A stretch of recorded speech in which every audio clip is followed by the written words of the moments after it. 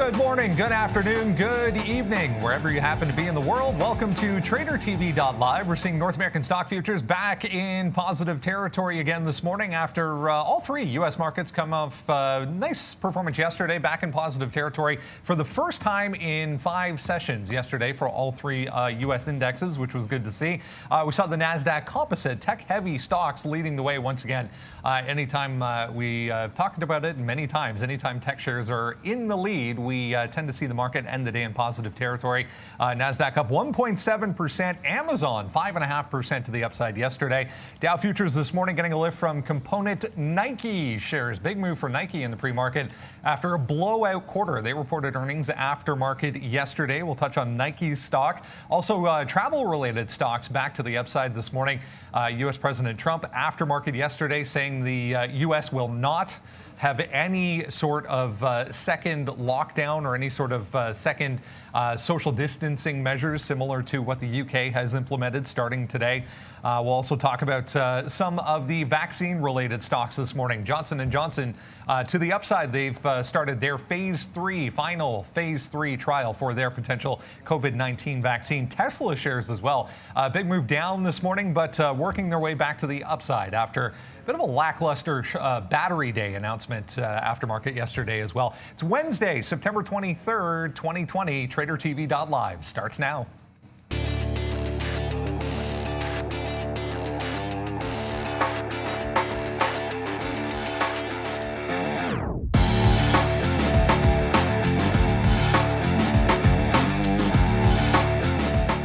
There we go. Look at Asian markets from the overnight session. You can see Australia leading the way to the upside there. 2%. Nice move for both mining and energy shares overnight. Let's go over to Europe and see how things are shaping up. Yeah, nice positive numbers right across the board here.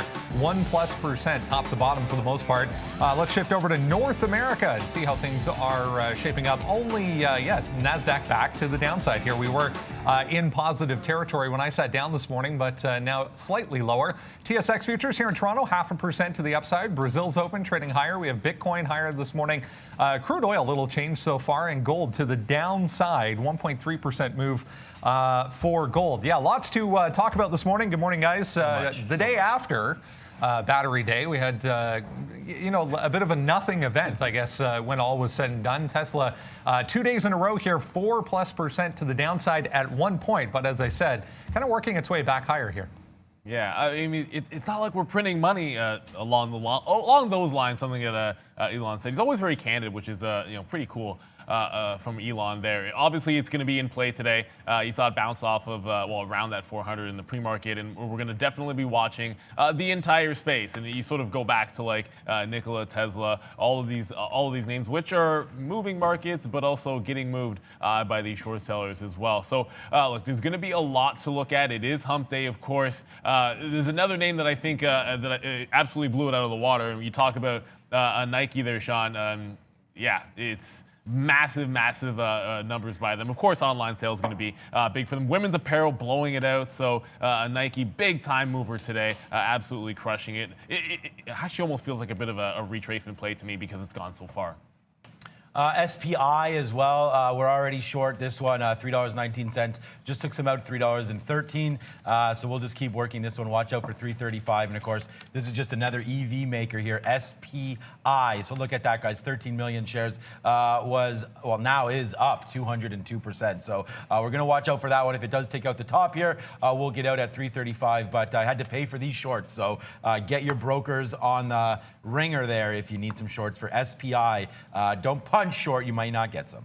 Tread carefully. I will say tread carefully on that one, guys. A $15 million market cap. Teeny tiny little company, SPI Energy. Yeah, getting into the electric vehicle space. Let's have a look at what's coming up a little bit later on this morning.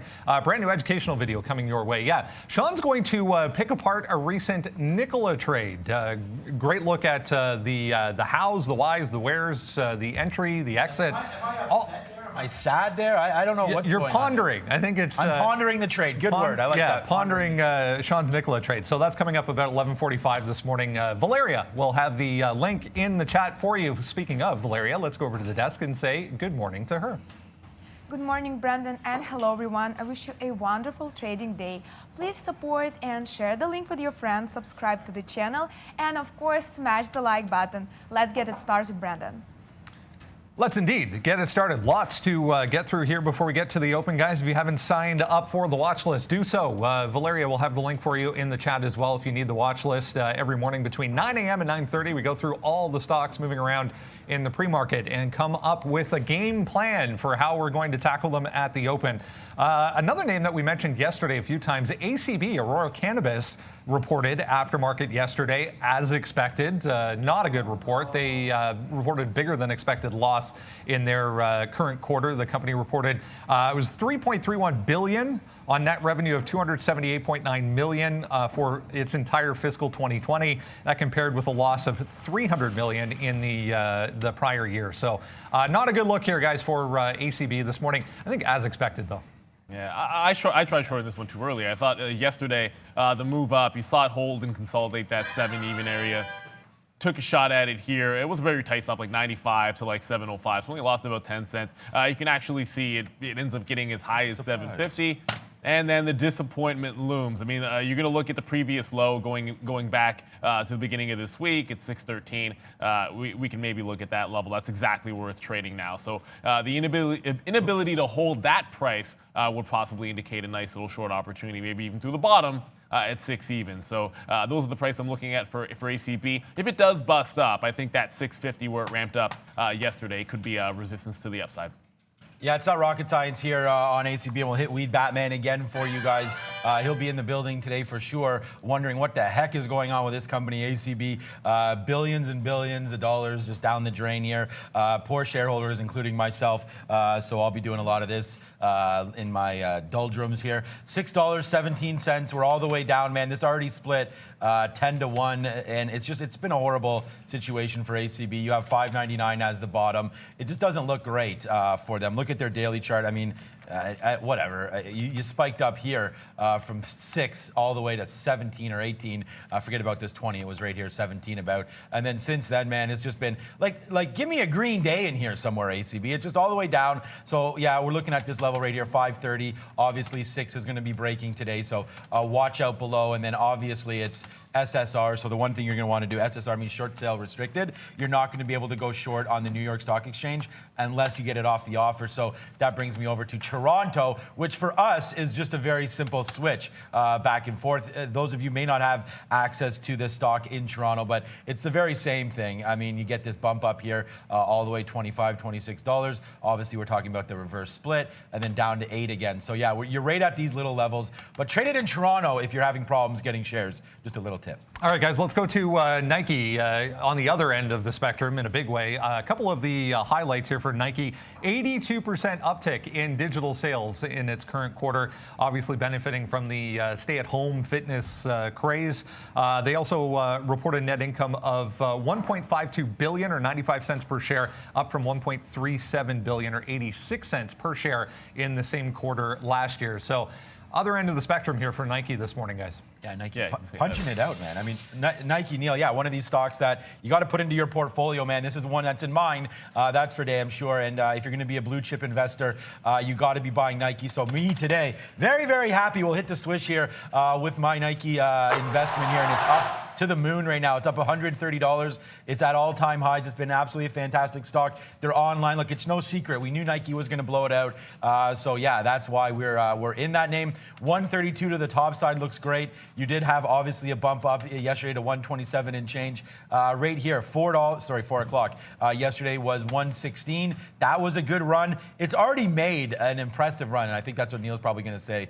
He teased it in the beginning there about maybe shorting this thing. It's been such a great run off of its 50-period moving average here of $98. This is about where we're in at about 100. So a nice little run upside right now, 132.73. I don't think we take that off, but I did have a mark here that we were going to go nuts at 132. So it's on here. There's a few symbols there. I tweeted them out as well and get our watch list, watchlist.tradertv.live. Neil, take it, man. Yeah, and it's just one of those. It's made a run.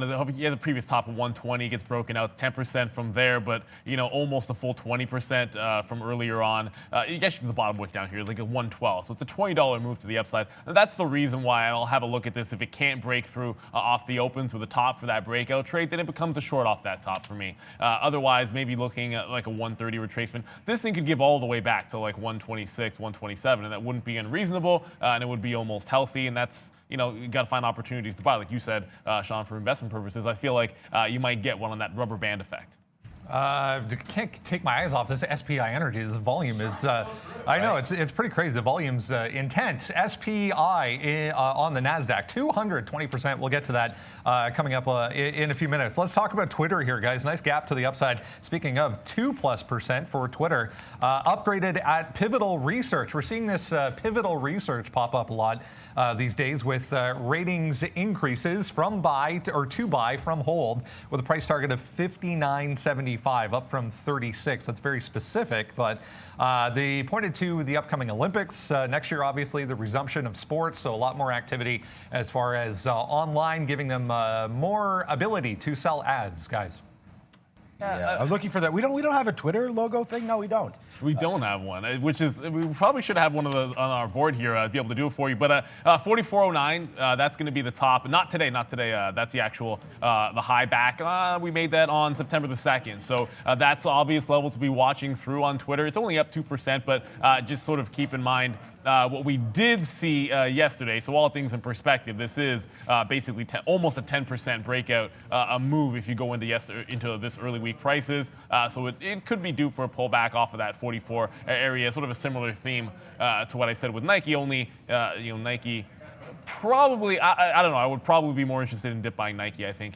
If it does come to the downside. But Twitter, 4409, that's the price I'm looking for, not that 44 even. If it goes through that, I think you get a bit of a breakout. If it fails through that price, that's where I'll be liking to short it. Not going to short a break through the bottom, which would be right around here, 43.60. I'll only sell into it on the way up.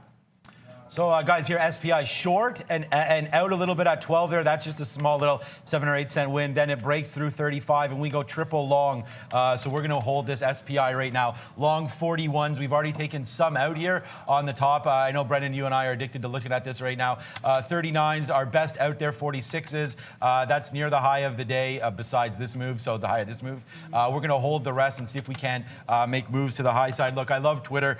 It's another big one, man. $44, $45. To the top side again. We did mention that on our watch list and tweeted out as well. 44 up here is a good number. If we bring it back down, let's go to a 5-minute chart real quick if we can. Just quick. You don't have it. It's a few more days back here. 44 and change, good number to go long at for Twitter. Watch out though, 309,000. We haven't done this yet, so let's just call it up quickly. This is our imbalance locator. No Twitter on here, and the reason why we're not really showing this is there's not much to talk about. Bank of America's always on there. The only name that's going to be on here that we're going to talk about in real, ACB 200,000, which is nothing for a $6 stock. And then, of course, Nike, no surprise there with 150,000 share bid. And there goes SPI to the moon. So everything made back and more as we break through 50. Yeah, your boys got this one. It's a home run. I have no idea if the Blue Jays are in the playoffs or not, but there's a home run for you straight to the upside. The Blue Jays pretty much suck nowadays. Yeah, it seems like they're crawling, to say the least, into the playoffs this year. Are they in the playoffs? Well, there's an expanded. Easily in the playoffs. There's an expanded format this year. Right. So, Everyone's in, yeah. Speaking of the watch list, guys, if you haven't done so already, here it is. Have a look at the watch list this morning. This is what we're doing right now, going through all of these names. If you grab this, we'll send it to you. Our little educational video at the bottom there from yesterday. Grab this every single day. It's absolutely free, no charge to you whatsoever. Throw your email in the link. Valeria will have it for you if you haven't done so already. Let's keep going here, guys. Tesla, a little bit of disappointment, to say the least, as far as battery day is concerned. Really no significant announcements. They talked about some new technology as far as manufacturing is concerned, as far as the batteries are concerned, but still a long way off as far as the timeline. They said $25,000 reduction in their cars in 3 years, so still nothing to really sink your teeth into. The big disappointment, though, was the 1,000,000-mile battery that was expected to be announced. Not even a word on it, guys.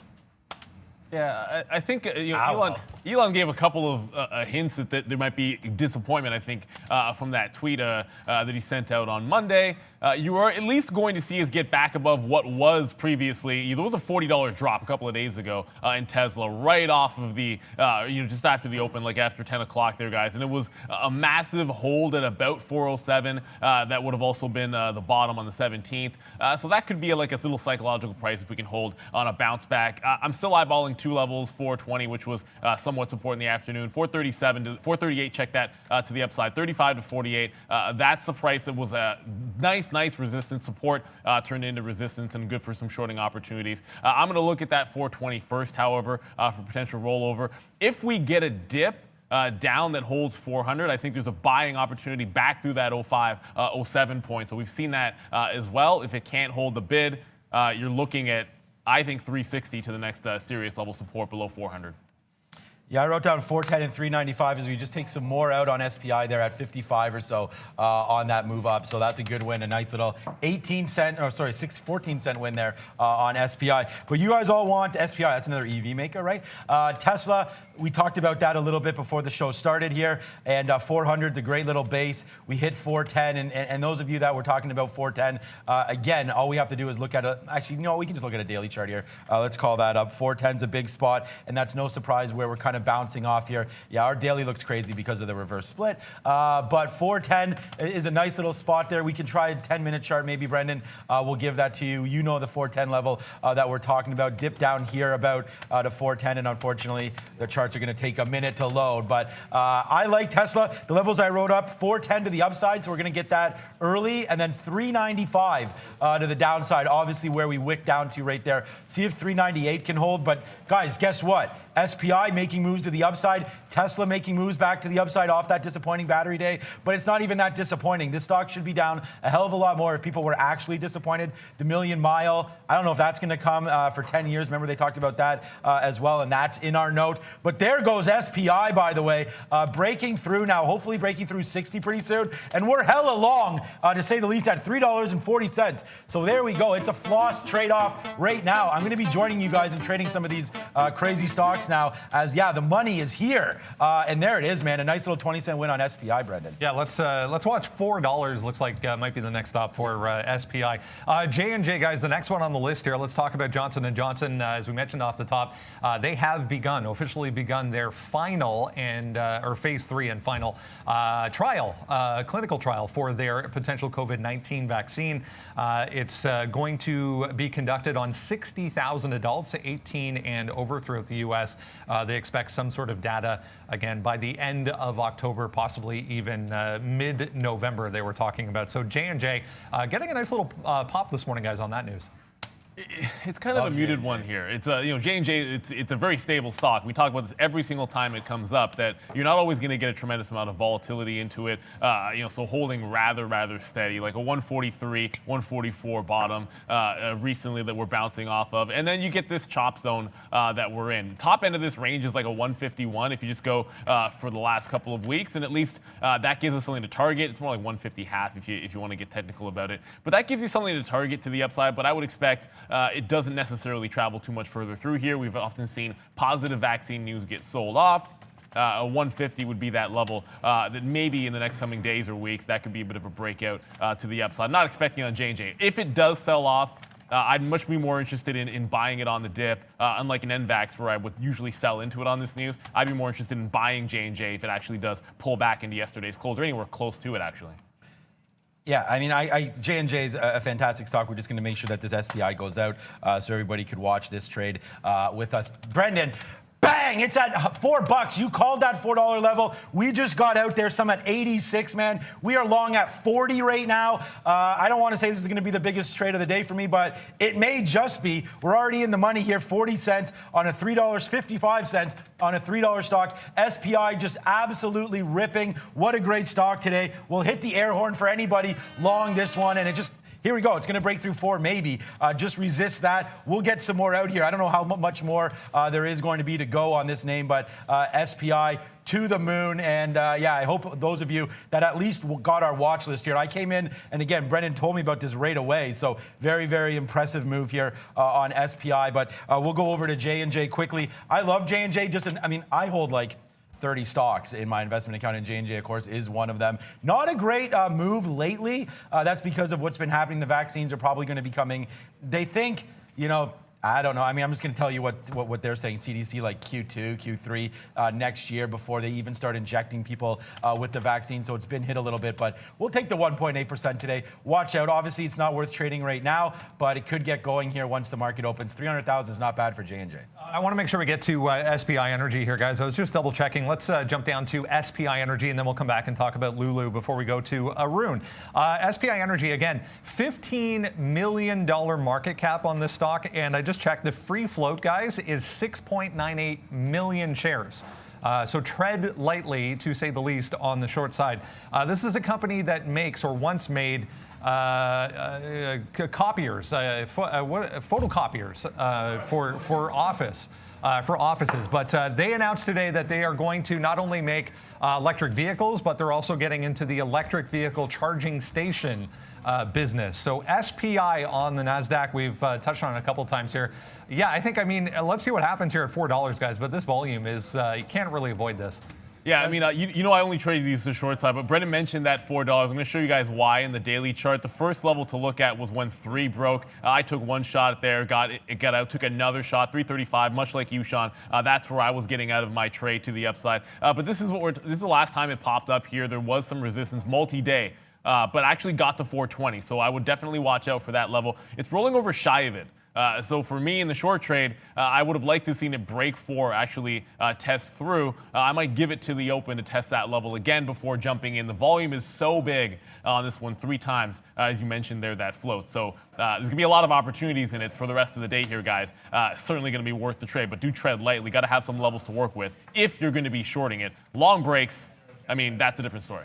Yeah, I mean, it doesn't get any easier than this, just for the reasons that Brendan said it. I mean, it was like a no-brainer to go long here on the breaks. And we'll just see, man, 4, like it's up so much now that you got to take some profit off. So we did that. We're still in a third of our position here. We've been taking it off near $4. The next break is going to be $4, and then you'll see 5, and then the rest is history. So again, just like we keep saying, you got to tread lightly on this. Take your profits when they're there, like we've been doing it. And yeah, it's a big, huge stock, and that kind of a float with this kind of news, it's kind of a no-brainer, and I hope some of you guys are along with us here. All right, guys, let's go to Lululemon here. They benefited aftermarket yesterday from the pop in Nike after Nike reported solid earnings because of digital sales mainly. So if you look at the chart, aftermarket yesterday had a nice pop to the upside. They also announced this morning that they've resumed their share buyback program. It was paused earlier in the year because of the pandemic and uncertainty surrounding stores having to be closed, but they have resumed their share buyback program. So not a lot of volume here in the pre-market for Lululemon, but definitely looking strong. That's a bit of an understatement. I'll show you guys a level 2. A $1.50 spread on 45,000 shares in Lululemon. Lululemon is like near the top of the list of do not trade before 9:30 for me. You're not paying spread to take a position in this. I mean, at 325, decent level here.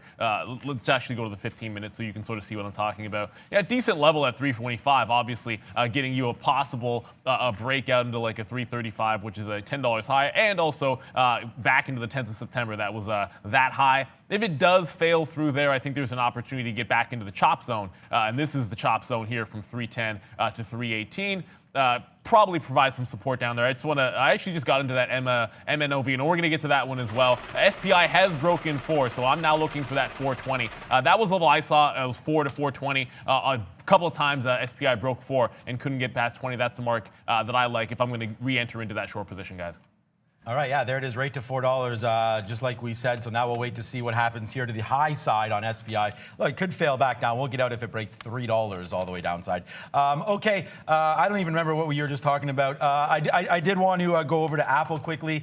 We haven't done that in a bit. 3.4. Oh, it's Lululemon. Yeah, no volume, no trade. Okay, 3.4 million shares here on Apple. That's a decent spot for them as well. We'll have to watch Apple here up to 112.30 on the upside. If you have downside targets, I just want to talk about this little level right here. 110.50 bounce there. consolidated, bounced again, and came close to breaking that today. So watch. It's not on our watch list, but watch out for Apple here at 110.60 right now, guys. Yeah, decent volume on Apple, I did note in the pre-market, but no real significant catalyst on that one. Let's bring Arun in here, and we'll talk about the overall market, see what levels we need to be aware of as far as the futures are concerned this morning. Another day, Arun, another, positive start, but we are pretty muted here. Positive start. We got above the 10 level that I've been working for the last couple of days, so I am long. The issue is, though, I'm in a tricky spot here. I like the long, but the problem is I'm short term, I'm seeing selling here, and I would not be surprised if there's some selling into the open. So although the market's most likely going to come down, or the way it's coming down now, I think it'll keep going a little bit further. I still like the long. I'll sit through it. It's not meant to be a quick trade for me anyways. So I'll step into the long. If I need to pick up more, I'll pick up more as it slides a little bit, as it keeps sliding, if it keeps sliding. But I'm okay with the long all the way down to 32.80. That's where my exit is. I am long. I've started my longs at 32.10 or 33.10, and I'll keep going long all the way down to 32.80. If I'm wrong, I'm wrong. But I'm expecting short-term selling. I would not be surprised if the market turns on a dime, but I'm expecting short-term selling against my position. But that's perfectly fine. Again, like I said, it's not meant to be a quick trade. It is a much longer term trade for me. So if I need to hold it the entire day, I will. But 32.80 is the level I'm working with, Brendan. Great stuff. Thanks, Arun. Yeah, we saw that bounce back in the overall market yesterday. As I mentioned, first positive session in 5 for all three. Let's talk about this one, MNOV. They also provided a positive update on their potential COVID-19 vaccine. Preclinical trials so far, so they haven't even started on clinical trials. But up on that news today, still 22%, broke 720 there. It was a tight little consolidation, broke to the downside. On the daily chart, 7 is really the obvious level. You can see 7 even, so we did obviously get through that, coming back up to retest. So I really like that MNOV as well, guys. Yeah, it's that 7 even area that I actually put my shares in to get the retest. Waiting for it to come back to me. You take these off the open, it's probably a better trade because of the volume that comes in sometimes. But I just look at that 7. I think it's sort of an obvious place to play around with. If it breaks it before we open up, I will definitely be covering this position. I did have like a tester in and out flat. Not really an important one. I want to get back to SPI. So you talk about a target range. It was 4 to 420 for SPI for me. That was the next level I was going to look at. It, of course, broke 4 even. Did not get very far, however. So that's good enough to start an entry. It started consolidating here in the 80s, so I did pick up a couple of legs. 81 price. I've taken 2 shots short. So even if this is a monster win, it'll take a monster win to get back to positive on it. First target is going to be right around where I was shorting before, that 3 to 320. 335, sort of an obvious area to take some profit out in front of it. It's starting to roll over. Again, 4 to 420, what we identify in the daily. I'll see if we can't get some out here. It's going to be about like a 20-cent win so far. And just try to make a little bit back. But there's one other one I wanted to get to. Also on our watch list, all of these names on that list. Make sure you get it so you can follow through. POAI, another gap up. This one, predictive oncology. You guys can read about it on the list. Make sure you sign up. I've already added into this multiple times. Anytime a stock threatens to be penny stock status after one of these gaps to the upside, I always look for the consolidation around that $1 mark. If there's a chance to short in front of a decent level, I'll take it almost every single time. I've gone ahead and done that. 125 will be the next level up. 110 I'm going to short in front of initially here, guys. So POAI short, MNOV, and SPI for the third time to the short side. Okay, so Matt Murphy here. We don't want to miss this. Thank you for the $10 super chat. AAL news long sell around 1375 due to 14 resistance. Okay, Matt, let's have a quick look at AAL. I get what you're saying, no problem. Okay, so AAL here. We'll try to slow down. I'm trying to speed up because we only have a minute and a half to go before before the bell rings. Here we go. AAL. Look, let's not look at it right now because it's not right. I don't think it's going to do anything on the vaccine news. So there's that little hot take there for now. The vaccines aren't coming anytime soon. I'm looking at this little top here. I think you're safe until you get to that level that you're talking about, Matt, with 14. I'd give it about to 1450, 1425, something like that. None of these stocks are safe until the vaccine is here. So I don't like the long play on anything that's going to be vaccine related until there is a vaccine, and that includes CCL, that includes Boeing, that includes all the travel stocks. I'm not loving those until we know there's a vaccine and people are actually taking it. So you may be late to the party, but you do have about 14.25 here, banging against its head. Its 50-period moving average is right here at 12.70. So you get above that, you can start thinking long. But I wouldn't expect a 14.25 break anytime soon. I hope that works for you, Matt. And I'll do more as the show goes on. But right now, it's about to open up. I'm still looking at Twitter. I'm going to keep my eye on that. 44.15. I don't want to make the mistake and take it right off the open again, but we only have 10 seconds now. So let's get ready to rock and roll. There's that countdown, guys. Dropping that bell for Valeria on this Wednesday hump day. Bounce on Nike off 130 here, so it did come back up. I tried to get some shares on the way down. There's that market open. Let's get this party started, guys. This is what I'm showing you right here in Nike. I tried the pullback trade. It broke 130, came right back in. I didn't get the pullback, so it looks like it's going to be the breakdown and only for me on Nike. I wanted these shares if it popped up. I told you a failure at the high of the day was going to be an entry short. That does happen, and unfortunately, I don't get anything until it breaks 130. I got 29.88 to the south side here on Nike. Okay, and SPI going absolutely nuts. Bang! Nice little trade there on SPI. Bang! Again, going upside here. We're just ripping its own face off here. SPI, thank you so much for those outs, man. 395 out again off of a long. We are starting the long down here at 340. We take the long through $4. Remember, man, this stock, like Brendan said, there ain't no shares available for this stock, so it's only a little micro cap stock. Look, it could fall back down like crazy. People should be taking profits if they know anything about this company, because from $1 up to $4, but the market mechanics will take care of this one as we've just been crushing this all day. Nike just crossed 128.50, so we're going to take a little bit out here. Just got some out for $1.30 or so to the downside. Let's see if it can't make a move, and let me go to the higher time frame. You guys can see this.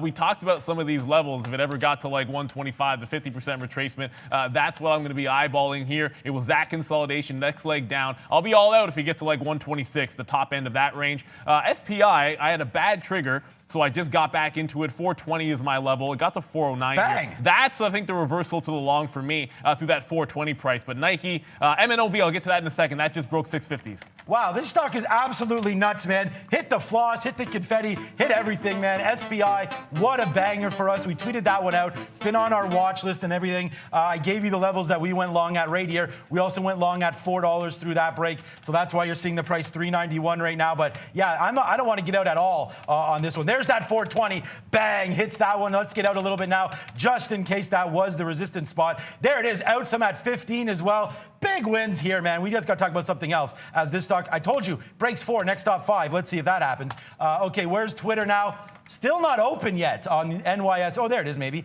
Just open now, 500,000 shares. Here goes Twitter. It's going nuts, guys. Twitter.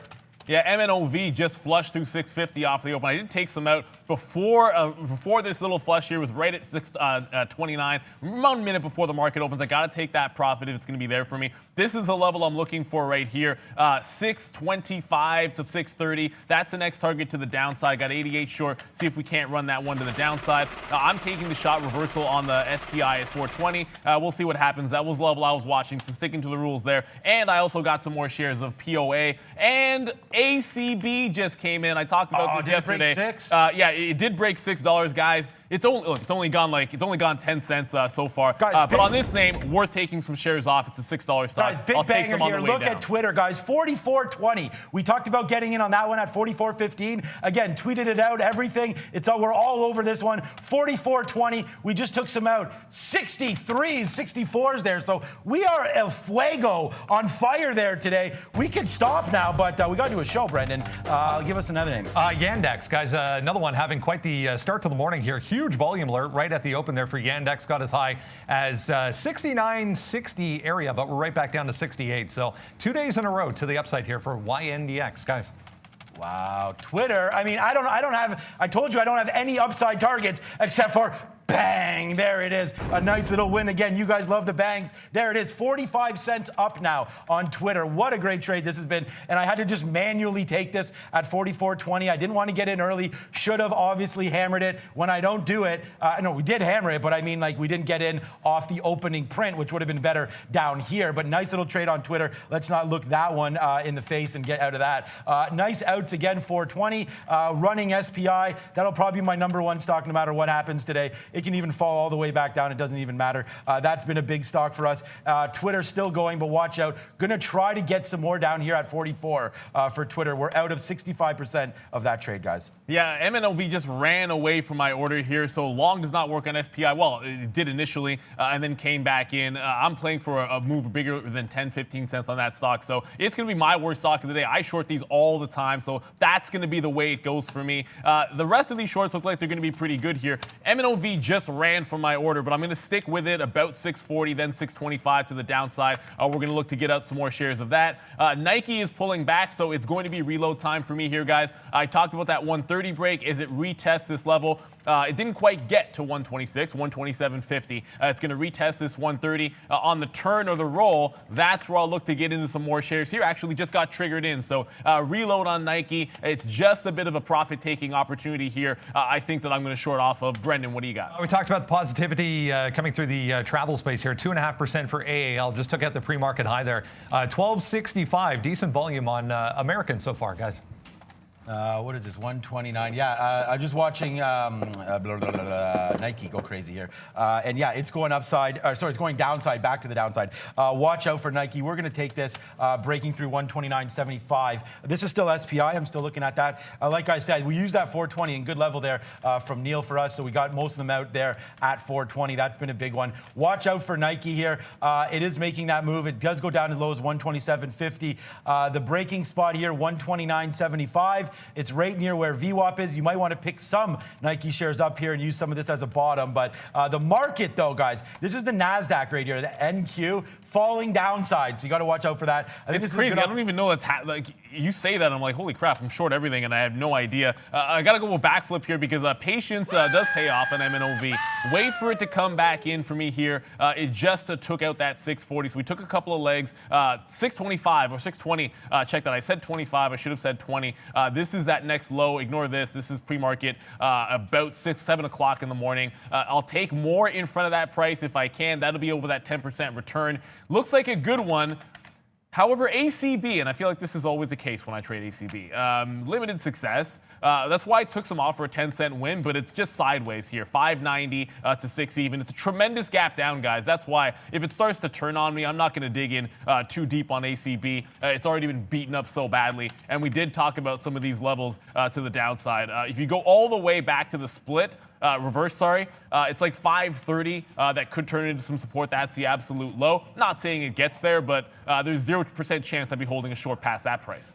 128.50. So we did go long here on Nike, 129.76, taking out the top. It's down $1 right now and crashing. So we're not going to hold this if it does break through 128.50 now. That's this downside move right down here, 128.50. So Nike, we do take a little bit of a tester here. Like I said, we're not going to go crazy right off the open. We're going to wait until we see the proper setups. But there it goes. So there it is. So there's the tick down out of a little bit there. But Nike does fall back down. So a losing trade there. I still like it for long, but it needs to get going one more time. I think we'll test it again if it tries, and then we'll be out. But 129.50 would be a good spot here for Nike. 128 maybe as a base. Let's get a little more long right now and use 128 as the base, guys. Yeah, I just got out of some more shares in Nike. I talked about the reload here at 129.60 in front of that 130 level. So that was the initial short. I did want it on the way up. It is cratering back down here, so I am going to hang on to see if we can break that low at 127.50. It's that 26 price that I like. Just sort of retracing back into that aftermarket, those aftermarket levels. If we can get that, I'll be very, very happy. At this point, now that I've reloaded once, I'm not going to let it go past my original entry. If it does go past 130, however, another failure shy of that 132 high is going to get me triggered into position for one more short, but already playing with a bit of house money, so we'll let this one ride a little bit. ACB just... I don't know. I mean, 10-cent range. I guess I should be happy it's in the money or anything at least. I don't know. Guys, look at Twitter, man. I mean, this is just, again, this was the biggest star. I mean, if you guys can go, I don't know if you can see this, but that's 4 stars there, or 3 stars beside Twitter. 44.15. You're seeing, oh, Stitch Fix. We didn't even get to that. That's on my list. There's Twitter, 44.15. So you know it. That's why we go money, back and forth around here. Twitter just money. 77 cents now in the money. Look at this level here at $45, man. What a rip this stock has had.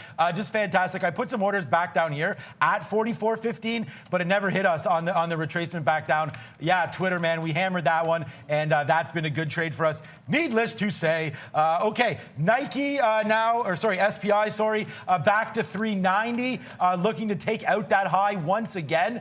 We'll see if it can come back up to 420. Lots of stuff happening today. Needless to say, Nike, we did defend that bottom. We got out, but got back in using 128 as a bottom. So we'll see if Nike wants to get going here. Hopefully back to the upside. But today, yeah, man, roller coaster it's been. Thank God for Twitter now. More than breaking now through 45. So yeah, we slayed that dragon today. Twitter, great little upside move here for that stock. We saw some strength in social media yesterday. Brendan, what do you got? Party City, guys, up 11.5% here. They updated their plan for the upcoming Halloween holiday season. Obviously, they're going to apparently retain or try to retain more employees than first expected for Halloween specifically. So Party City catching a little bit here, guys.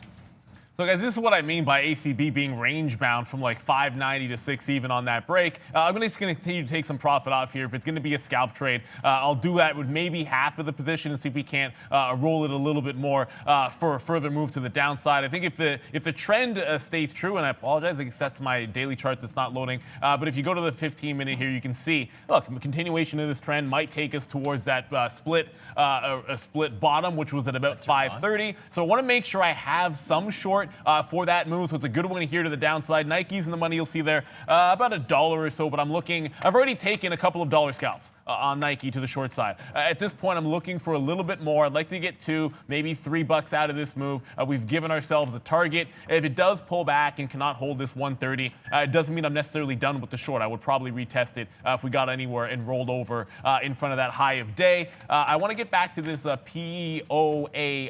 We did talk about this one as well. I missed an opportunity here on this rollover. We talked about a couple of levels here, that 110 area, that 125 as well. It did turn around shy of the 125, and I was actually trying to chase it here. Didn't get any shares. I'm trying to be a little bit more patient with this name. I got 05 as my current price. Overall, if it tests 110, my ideal price should be about 125. My ideal price should be like 110 to 115. That's why I don't want to sell more just anywhere, guys. So trying to be a little bit patient with this. ACB finally moving further downside. If it gets toward those quarters, I'll continue taking some shares off. But I want half on the way down to 550, hopefully. Okay, guys, we're doing it again. Money, money, money, more money. As Nike just booms it now to the upside, man. Long here at 128.50. I could take this out of my ear. We'll figure that out. It's not working. 128.40. We go long again. 129.22. Look at these outs. Bang, bang, bang, all the way to the upside. We saw some resistance up here before, guys, so that's why we're obviously cashing out 65s. Then we're cashing out again 75. Let's just see how far Nike wants to go, man. I'm going to use the bottoms of 128 now as my out. I'm pretty sure that Nike, if it fails through, that's fine. We've taken out a decent spot there on Nike. Twitter still 75 cents in the money. Here it comes, man, screaming back to 128. Looks like it's going to want to test that. That's Nike testing that bottom of 128, man. It just does not want to go through 130. And I think that's sort of the problem. They're using that 130 as a peg. So you got to watch out for that. I've learned my lesson. Let's get more out if that does happen. But right now, we'll dump the rest if it breaks back down through 128. But a big win there for Nike. Yeah, Brendan, what do you got there, buddy? Little Chinese company, 2.8%, just straight higher right off the back. Going to double check on headlines of this, but $1 straight to the upside for IQ on the NASDAQ so far, guys. We'll go with this one because it's a little psychedelic. Why not? ACB breaking 580 to this little downside. Like I said, it gets to that quarter. I'll continue to take some shares off. I want to have approximately half the position if there is a break of 75 on the way to 550, giving you some target levels, but looking like it's going to be a good trade. Yesterday, probably premature when I tried to short that one. I should have done it at 750. Did it at 7 even. This time, 6 is the break price. So let's go continue that one to the downside. I still have the same other 2 shorts on here, guys. 3 shorts on, but MNOV. This one again from our watch list. We talked about this off a $7 break. I waited until it came back up, testing it off the open. It's now bouncing off that 625 area that we had just mentioned. That's why I've taken almost everything out of it. If it does make another break of that, let's look for 6 even as that price. We get the rest of these shares out on this nice little short. Brendan, what do you have? Still not seeing anything significant on IQ, guys, but Zoom. Have a look at Zoom. All-time highs here this morning through 506 for Zoom. 2.8% on big-time volume. Wow, Zoom. Yeah, Zoom. Zooming it to the upside right there, to say the least. 508, yeah. I mean, look, man, the stay-at-home economy is here, and that's obvious. Come on, Zoom.NQ. And here we go, man. 509, wow, Brennan, good look on that one. Breaking through 491. Watch the shorts just get squeezed out here. Let's go long through 510 and play this momentum, guys. Yeah, it's an unbelievable move, guys. Like, let me track you back over to Nike here. Sort of continues its roll. It does hold that 127.50 another time here. So that was basically multiple times I stared that $2 in the face. I've already taken a couple of bucks out of it, but I'm trying to get a break of that 127.50 area. Resistance, temptation to trail it at this point. We're only like 15 minutes into the open, so I'm going to stay true to the structure here. I've already taken a couple of scalp trades. Under different circumstances, maybe I would take the $2 off, but I'm going to give this to 130, or we get that break and I get that target down around 126 to 126.50 that we gave a little bit earlier. Just to go back over to another name here that's certainly going to be in play, and we talk about battery day. But I haven't looked at Tesla yet, guys. Tesla making some moves back to the downside. Now, I thought maybe we would test up to that 420 level. Obviously, that was not the case. It looks like a defense of that 400 base. And then I think, Sean, you mentioned like 395. That could come into play much sooner. I really wish I had gotten a pop to short into it. Didn't really happen at the levels I liked. Yeah, 395. Yeah, I didn't even notice that one. Yeah, you're right, guys. Twitter going nuts. Boom! What a big trade we've had on Twitter. We'll hit the bangers right now. $1.50 now in the money on Twitter. And again, it was a 3-star play there. So maybe I got to start ranking these plays for you guys. Twitter was a monster play there. 44.19. We talked about that one. Look at it just ripping. We may just take this out, man. $1.50. Hard not to take this one as it just continues to make moves to the upside here, guys. That is Twitter. Wow, what a big mover.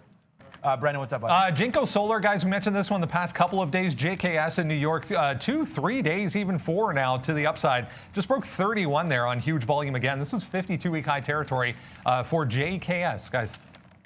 Okay, Solar. Okay, yeah. I mean, lots of stuff happening right now. We're going to look at Nike again here, 128.50. Still trying to go. No idea if it wants to go one more time, but we may try this. It does. We did try the bottom there and then got taken out, but 128.04, a good spot if we can get some more longs. It is coming back down, so watch out here. 127.60 or so. You could sit and take it and then use 127 as a bottom, but that's Nike. And I talked about Stitch Fix, man. I wrote down, and again, you can go look on our watch list. We've talked about that. I've posted it as well. 26.25 down here was the bottom, and that's what we were playing off of. So missed that to the long side, but Stitch Fix was a good report. A bad report, but the stock's been going fire, and I think it's a stay-at-home play as well. So 9.9%, retracing not almost everything, but half of what it was down. It was down nearly 17% down here at 26. So nice little recovery for anybody holding Stitch Fix.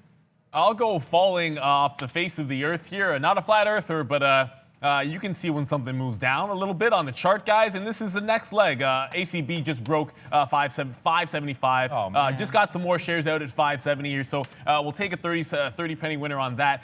Still hang on to, like I said, I'm still hanging on to this. I did give you post that reverse. The 530 was that level that I think obviously stands out for me. If it stalls shy of that, you have a nice even 550 level. I think that could be a bit of support. I'll get you guys to that POAI, hopefully a penny stock soon. I should have a price of 110 as I talked about, but I have a price of 106. Not the best execution for me. Brennan, what do you got? Wow, ACB, yeah, that's ugly. Let's have a look at WDC here, guys. One from the NASDAQ tech stocks moving higher today. Once again, 11% here from WDC on a couple of upgrades and price target increases. It's already gone from 38 in the pre-market up to 40.5, but into some trouble possibly ahead.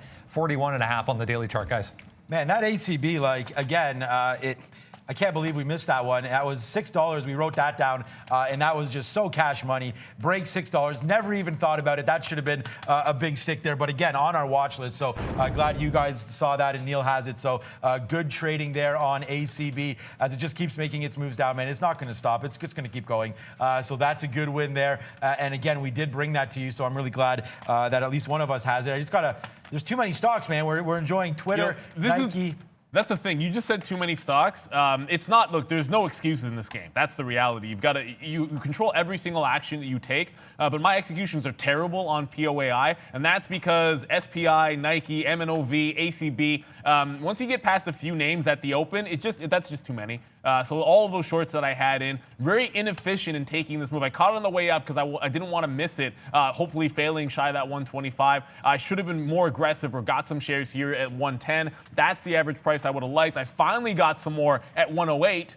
That's still not good enough. I'll take some out in front of one even. That'll only be about 5 cents instead of 10. That's the cost. Literally 5% return or 10% return, whether you execute that correctly. If it breaks a buck, it's not going to matter. It's going to seem like a great trade, but it doesn't mean I'm going to be perfectly happy with it.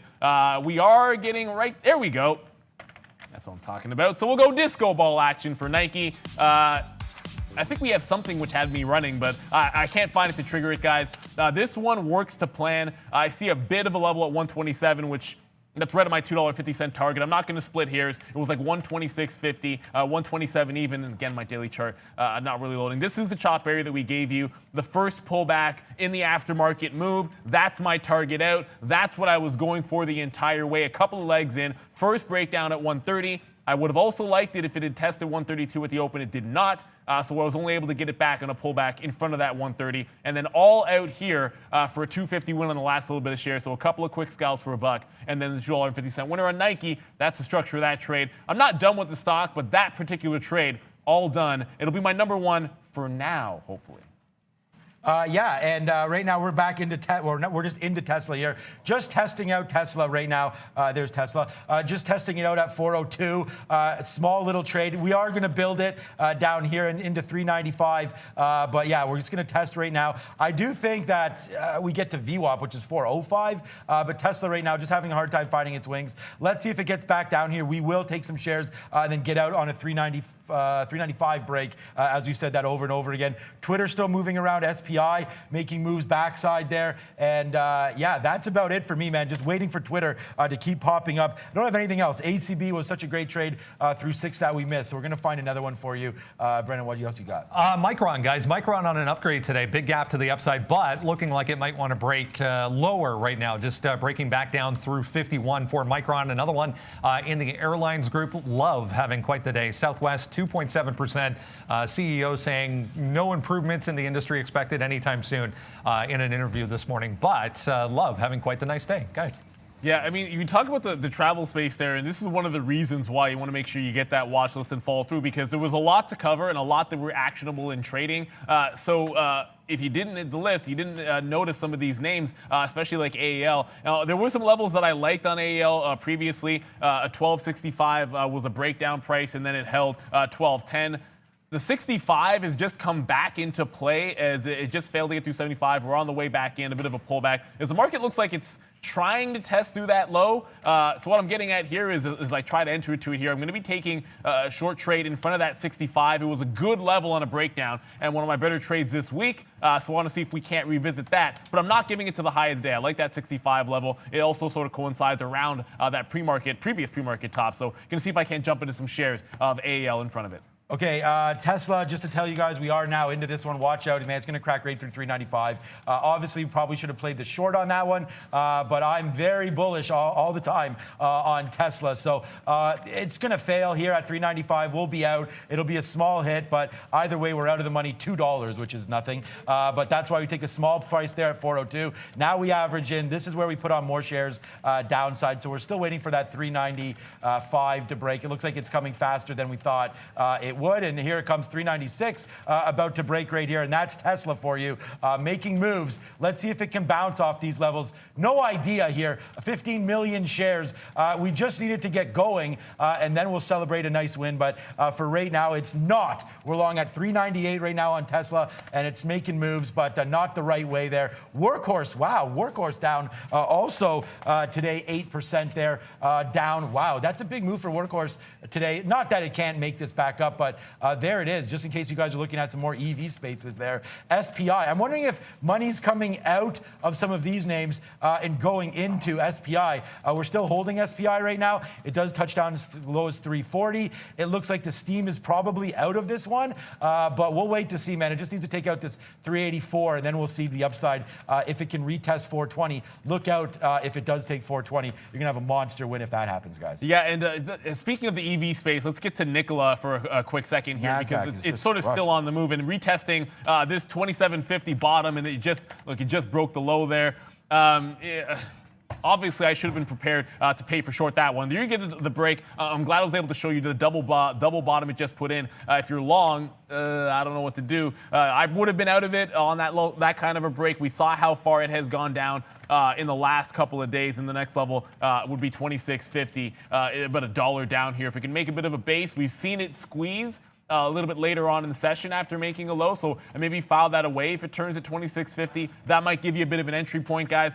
I can tell you that MNOV continues to hold this sort of target area that we had, that 625, the initial one. So I still have some shares on here, but given that I expected the move could terminate down here, I do want more. So we'll go ahead and move my trail from break-even-ish, like a $7 actually would lose about 12 cents, to this 660 area to lock in profit. Brendan, what do you got? Another one benefiting from Nike's good report aftermarket yesterday. Under Armour here, 4.5%, but coming off in a hurry, guys. We're back through 1150 there. You can look at UA, you can look at UAA as well, just two different classes of shares. But nice look for Under Armour today, guys.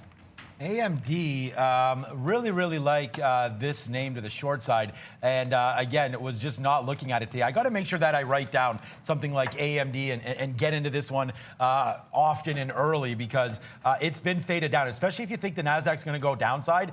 AMD has been a great opportunity to short any kind of a pop-up. So we are right at VWAP here, which is enticing me a little bit. What time is it? 9:55. So yeah, this could be something to go right now. AMD looking at that. But right now, we are long SPI and we're long Twitter, or Tesla and Twitter.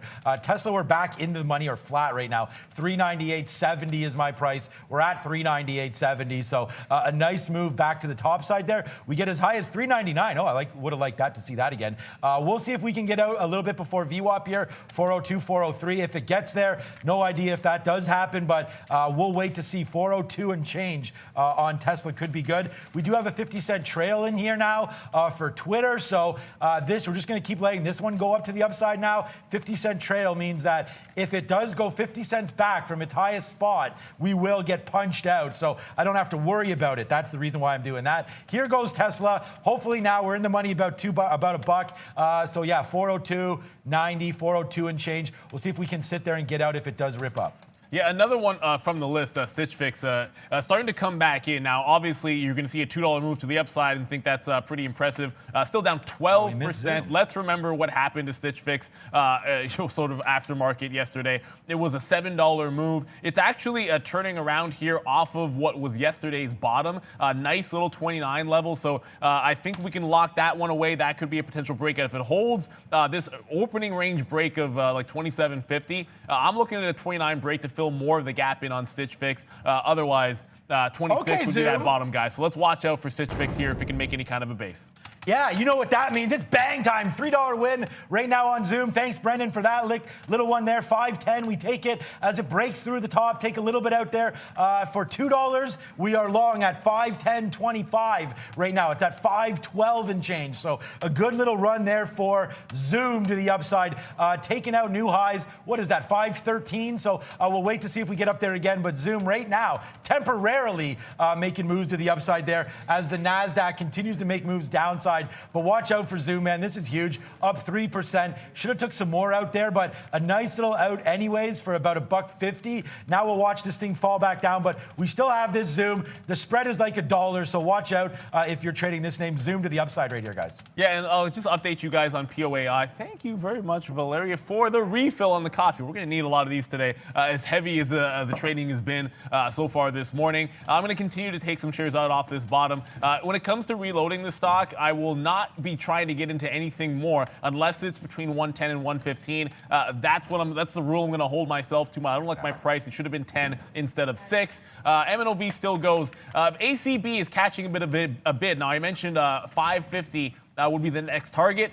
Well, it turns out that it's trying to go sideways here at 560. That's right in front of my last exit point. I still, of course, do have share short in this name. If it does pull back, I'm going to give it to about 590. Like, if it goes all the way past there, I'll give it up. But it's got to break that 550 level if it's going to be that move to 530. And again, I just pulled that from the pre-split. A reverse split price. That was the low since that day. That's the only reason I have 530 as an ultimate target for this downside move in ACB.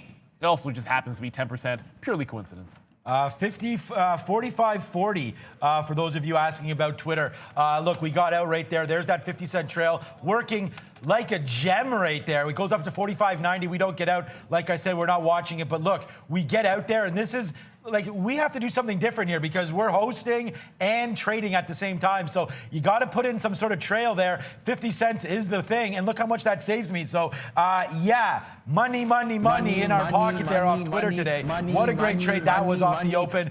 44.15s, guys. Oh, sorry, 44.20s. 44.15 is what I liked. 44.20 is where we go long. And look where we get out of our last little bit. And actually, we hold 1, 2, 3, 4, 5. So that's 20% out at 45.40 for a nice little $1.20 win on the last bit of our shares there. Zoom right now, also back to the dollar in the money. But we have to throw it over to Brendan, who's at the big board. Let's go, B.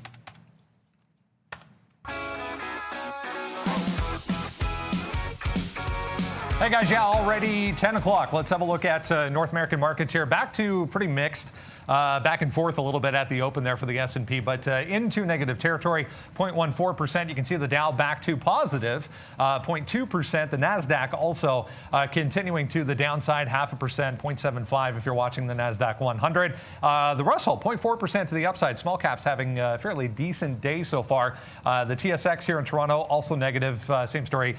Down in Brazil, if you're following along as far as the BOVESPA is concerned. A couple of things to look at as far as movers here in Toronto. Canada Goose, UBS with an upgrade on Canada Goose today. Nice look from 38.20 up to 39 and change, 4% to the upside for Canada Goose. We'll shift over to, ACB. Here it is in Toronto, down about 20% still. Big flush through $8 down to $7.40, trying to bounce a little bit, but monster volume even here in Toronto for ACB. We'll check out Canopy here as well. Weed down 4.5%. Look at this chart. 21.30 straight to 20.30 off the open for Canopy, guys. Cannabis stocks in trouble today. Back over to you.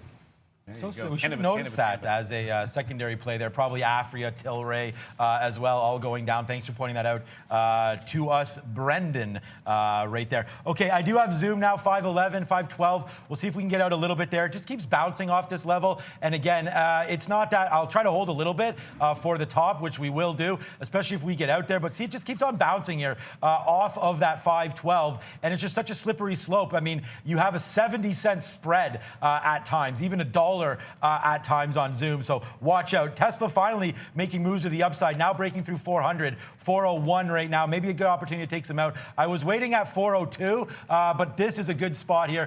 Let's take some out if we can, and then watch it go up to 402, hopefully on the upside. We're waiting at 400 and change right now. Just one more dollar up, and we'll get out of some of that. Watch it miss me here by 40 cents. That would be hilarious if I get missed by that number. But there it is. Zoom, though, does give us backflip sensations once again, as we do get out at 512 there, 511.91. So a couple nice trades on Zoom. Thank you to our viewers, and thank you to Brendan for bringing this name to us numerous times. And yeah, wow, what a shame that was on Tesla. I put my order at 408.70, and it ticked as high as 470, ticks as high as 462 there. Hopefully it gets back. Shout out to one of our members, Brent. POAI starting to work there. I see it in the chat. I'm going to go, and I realized I didn't do this, and apologies. There was a lot to cover on the watch list. We get to as many of those names as we can, but at least if you get the list, you know what's in play and you know what's moving. So we talked about this one. This is that level, that sort of 120. 125 is as high as it got, 123-ish. But this is that 120 level on the daily chart. Once it fails to a price like that, I'm looking for the short. Does it want to be a penny stock again? That bottom would be 81 cents. Yesterday's close, 85.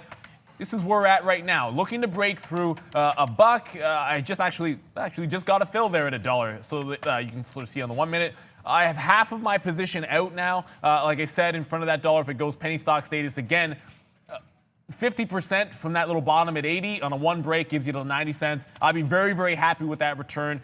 No shares above 110, which is a bit of a mistake for me. Obviously, that's what I was trying to do. Did not get it done. 108 was my best entry. That's what I got left. Let's see if we can't start working out of it below $1 as this one continues to flush to the downside. So a good trade there. I've trailed MNOV. I'm not going to trail ACB at this point. The trend is very, very nice. It has to break 550, and then I would trail it. So if it breaks this bottom, sorry, 560. If it breaks that bottom, then I would consider a trailing stop. But for now, I'm going to ride this one as it continues on the downward trend. Brennan, what do you got? Just watching Farfetch here, guys. Seeing a little bit of talk about some higher than normal options activity on Farfetch. So just popping up on a monster volume spike there through 2450, guys.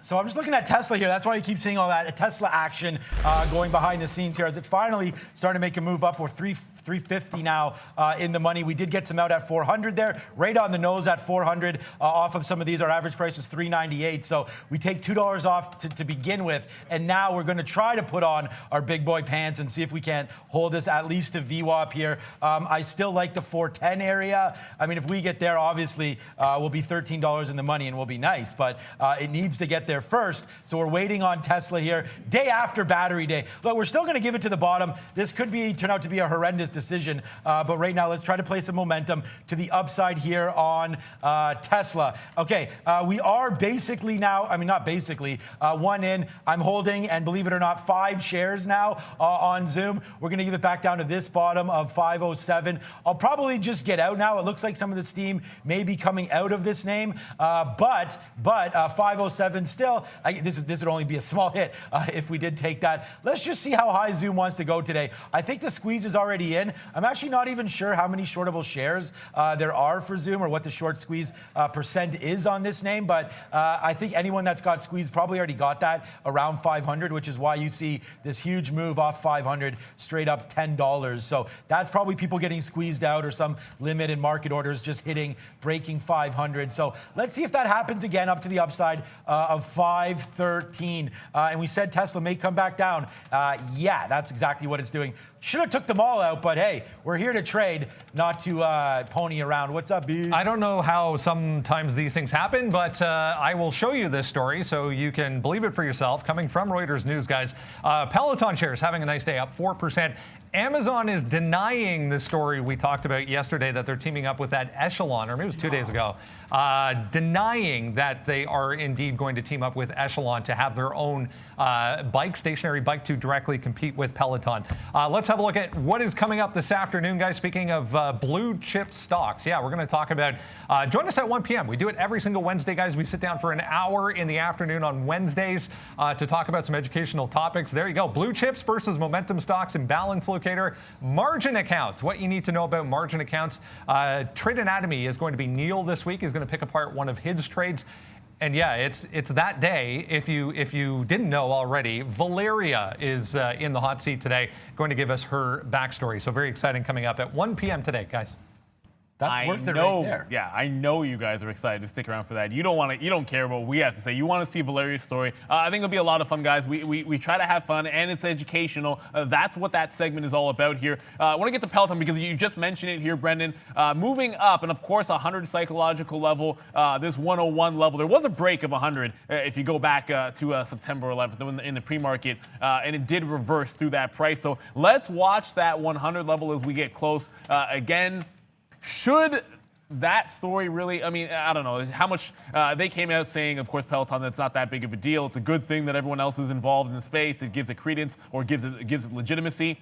I would tend to think that Apple and Amazon would do a pretty good job and be some serious competition there. And I wouldn't say that story is, even if it's not there, there's going to be competition for them. So Peloton, I would look for a 100 level for potential rollover. It's not there yet, but let's file that one away.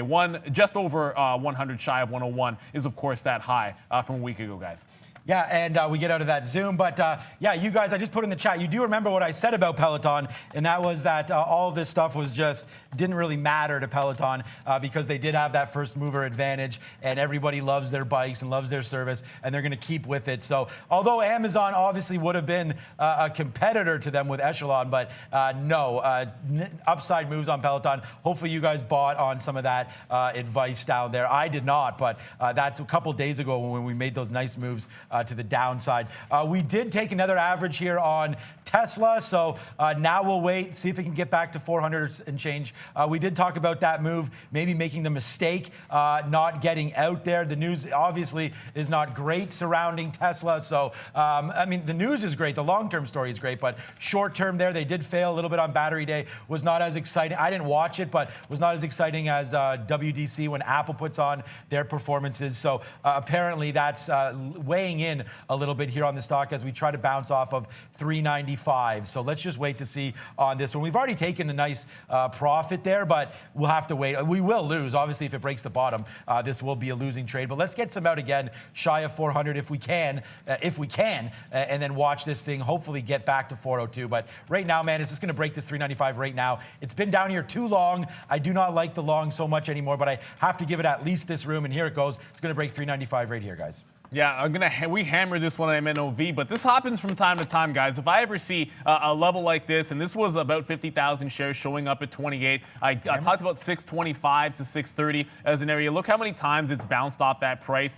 If a buyer's going to step up, and I'm holding the last 10% for that hero last little home run trade, I'll just take it off in front of that buyer. I think usually that's a sign that we could possibly have a turn. Remember, MNOV, positive news, up 13%. This is a retracement sell idea off of a $7 area. That's the name of the game here for me. So I'm always going to take profit on the way down because I'm not intending to hold this one for the entire day necessarily. And obviously, we don't hold anything overnight. That goes without saying. We talked about all the reasons why you don't want to trade Lululemon off of the open. Look, 325 gave it his level. I'm not going to take this trade here at 928 when it initially breaks. Yeah, it goes in the money for you, then tests you back to the downside, puts in a $4 or $5 range in the first, like 90 seconds to a couple of minutes, and then finally goes up and snaps back down. So would it have been a win on a 325 break? Answer is yes. It was a $1.50 spread, however, when I looked at it. So that 25 break, it could have paid all the way to 27. Suddenly, it's going against you $4. And then your upside is really, instead of making a $7 or $8 upside, you're talking about half that because of the spread. So these things do matter to executing your trades. That's why I stayed away from Lulu. Now it's pulling back in. That 325 turns into resistance for me now. Let's see if it holds below. Could be some shorting opportunities if the volume picks up. So remember, guys, we're long at 397 here on Tesla, so I'm just going to keep watching it to make sure that we do get out if it does break. We are also looking to get out to some on the upside here. 397, we're long, so it's a nice little move back up now, 398 and change. If we can get to 399 and change, we'll be out, but we need another $1 higher than that from here. But a nice little move back to the upside, giving us that $2 winner. But we did not take it again. It was in the money, $2. I don't know, maybe rose-colored glasses I have on right now with Tesla, just hoping that this thing can make the move back up through 399, then back to 400. So right now, Tesla in the money about $1.50, but we need more than that in order to make this one pay off. So here it comes, trying 398 again, but right now, Brendan's over at the big screen, and it's upgrades and downgrades. So give it to us, Brendan.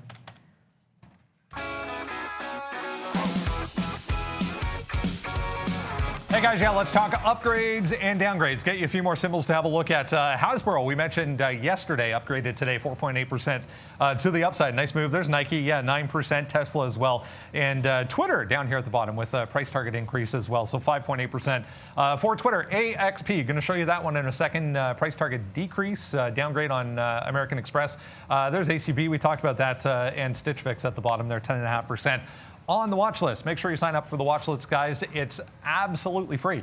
Nike, 9% now still to the upside, but obviously has come off. 132 the high there. We're back to 126. Starting to get into these areas a little bit from aftermarket yesterday. So possible support to come for Nike. Here's American Express. AXP did give you a nice flush from 97 there down to 95. A little bit thinly traded, even with downgrade today and a couple of price target decreases for AXP. Guys. Yeah, that's an interesting on American Express. You know what? Because you showed it there and it was a downgrade. I'll go back quickly to ACB. It's made a bit of a bottom range, so that 560 instead of 550, like I had kind of anticipated. Looks like the temp bottom 575, so a 15-penny range is being put in. If it maintains a higher low here, and I mean the 65, and then puts in that 10-cent range, I might move my trail to like a 574, or put a trail into 575 instead of a closer to break even. Out on the stock, of course, I was looking for it to test 550 and get down to that 530 price. And that's just sort of going back into the daily chart. And we did talk about this. If you go all the way back to that reverse split, 532 was the bottom. That's the only reason I had that as a target to the downside. So ACB, if it holds this range and breaks down, you know where my target is at that 530. If it does break to the upside, I don't want to give 575 away, but I'm not at that point just yet. We talked about that yesterday with our guest trader of the day, and you missed some shares, some trades there. ACB, man, through $6. That should have been hammer time, and we missed it. So that's one of those opportunities. SPI coming back from the dead now again. So we're going to wait at 415 here. We're watching. Bang! A nice little win once again on SPI. So dance the gorilla off as it just keeps on coming to the upside. We're long at 403 right now. Just to give you guys a little bit of an update here on Tesla as well. Come on, mouse.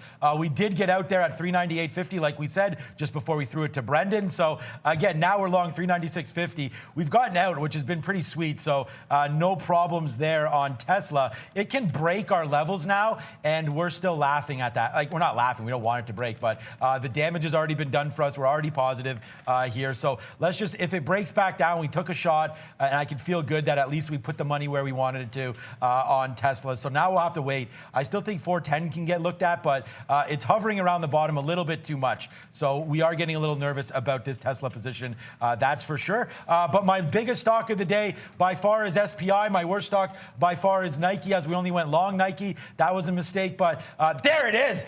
Boom! SPI going to the high side. Its high of the day is right here, man. 403 we're long. Look where we were long before. 340. We were long down. Well, this is us getting out of the short.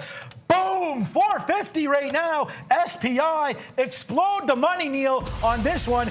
SPI going crazy right here. Yeah, once that 420 is broken that first time, the only reason I'm not going to try that price, it's already gone. So the level of significance is away. But there was another one. If you did go to that daily chart, guys, just if it'll actually load up for me here. Come on, take your time. Let's go, let's go, let's go. If you do always go back a little bit further, and you're starting to get a little bit thin up here, the last time it broke this price, it got all the way to 750, and then there's like 535 was that little top. If you go back a couple of days later, on the way back in, 535 would be the next level to the upside. So that's the only thing I'll be watching in terms of an upside target.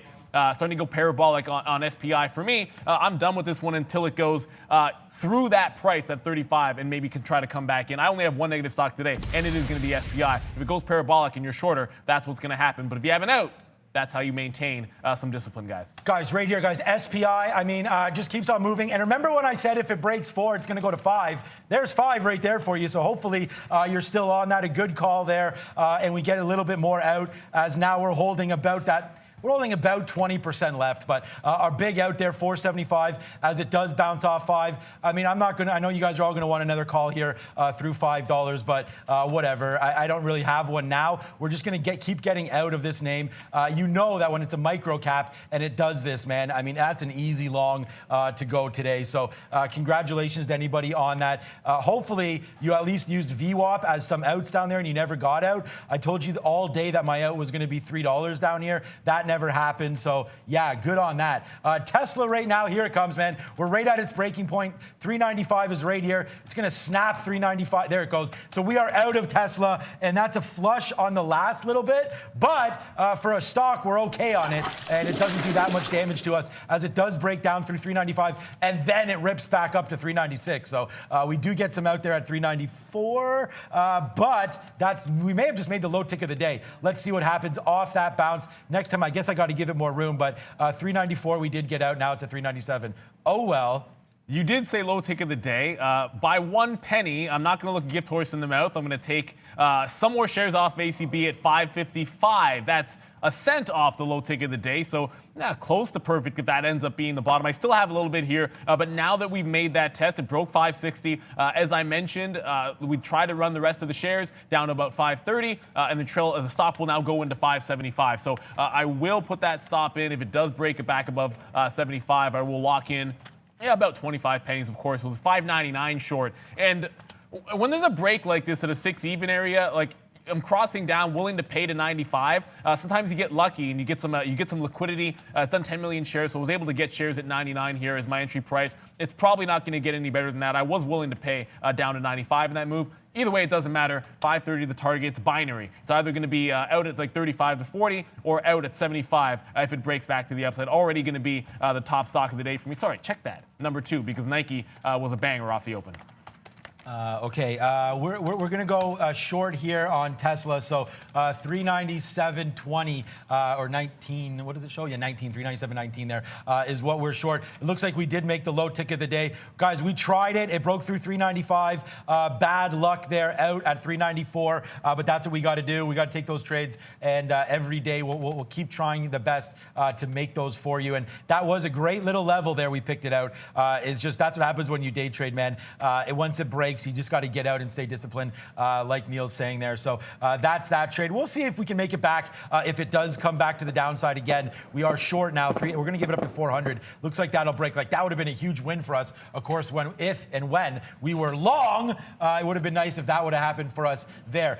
Check out Zoom, guys. Again, like we get out on a 507 break. It was only 5 shares, so not a big deal. But just the luck that continues here. Zoom, a nice positive stock for us. But look at this ripper, guys.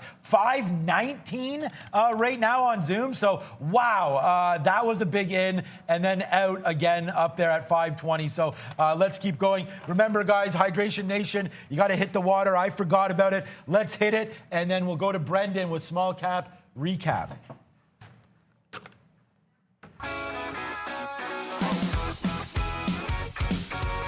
Hey guys, yeah, let's have a look at a few names we were looking at in small cap world today. This one, obviously, Neil's touched on a number of times. Yeah, pretty easy trade, pretty stress-free type of trade. 725 was this kind of pivot from the pre-market.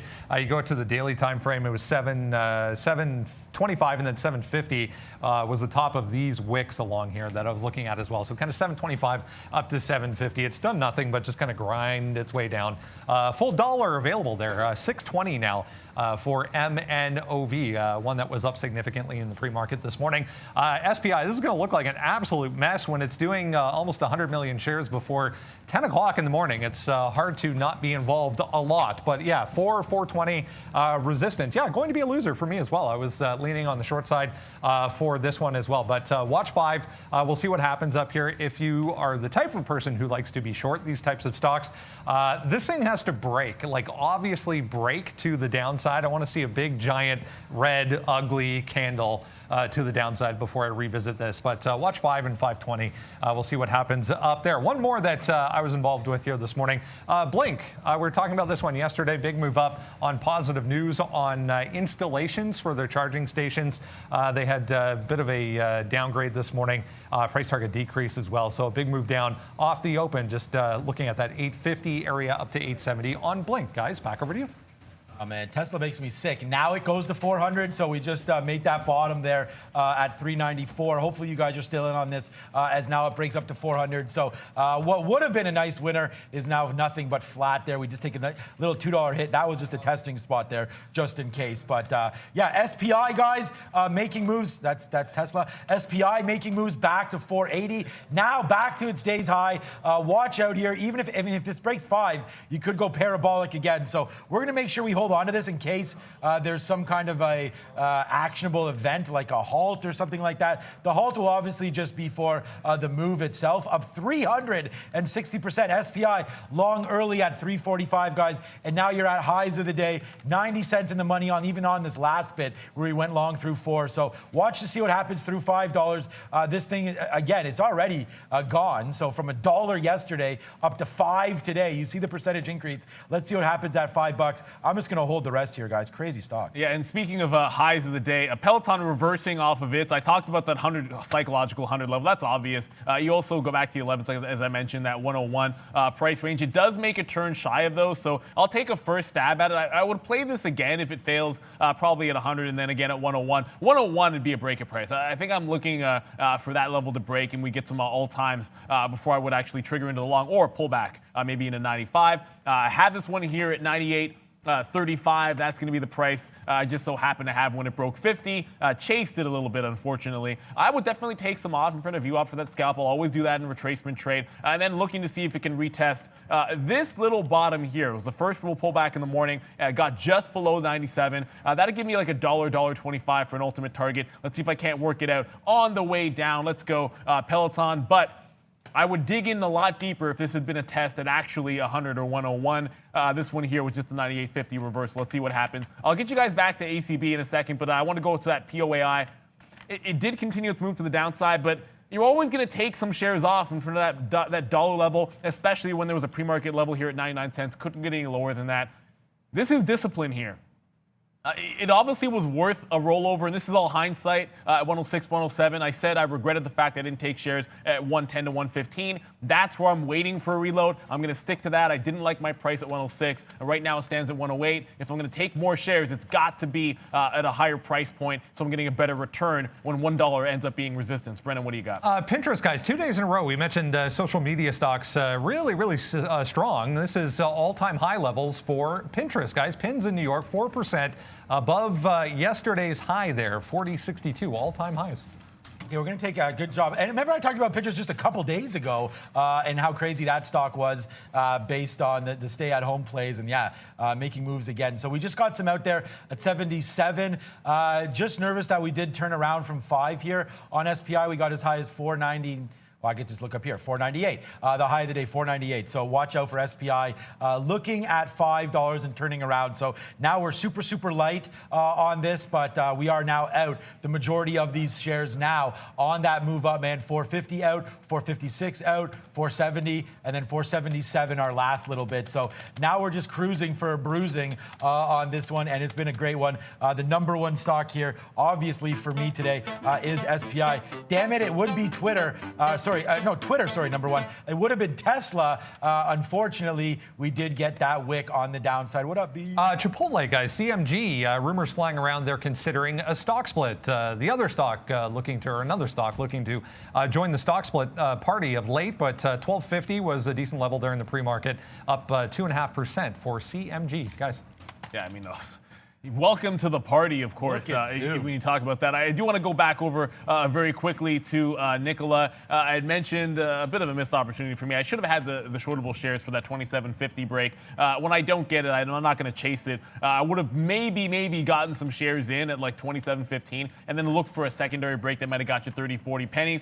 Now it's making some consolidation. We talked about this as part of the plan of action for Nikola. When it does put in a bottom in the opening range, you'll give this sideways action consolidation and then maybe go for a squeeze run to the upside. That would be, to me, here, about this 2730. You could wait for 2750. But I'm going to take a shot here, 2730. Give it to the bottom end of the range here, so tight stop at 27 even. I do prefer the shorts, obviously, in Nikola. I've said that all week long. But I will play it when I think there could be a squeeze in play. Now, that'll be through 2730 if it comes in. So that's the new plan for Nikola, having missed out on the short by not having those locates ready. I think we would have had to pay for them.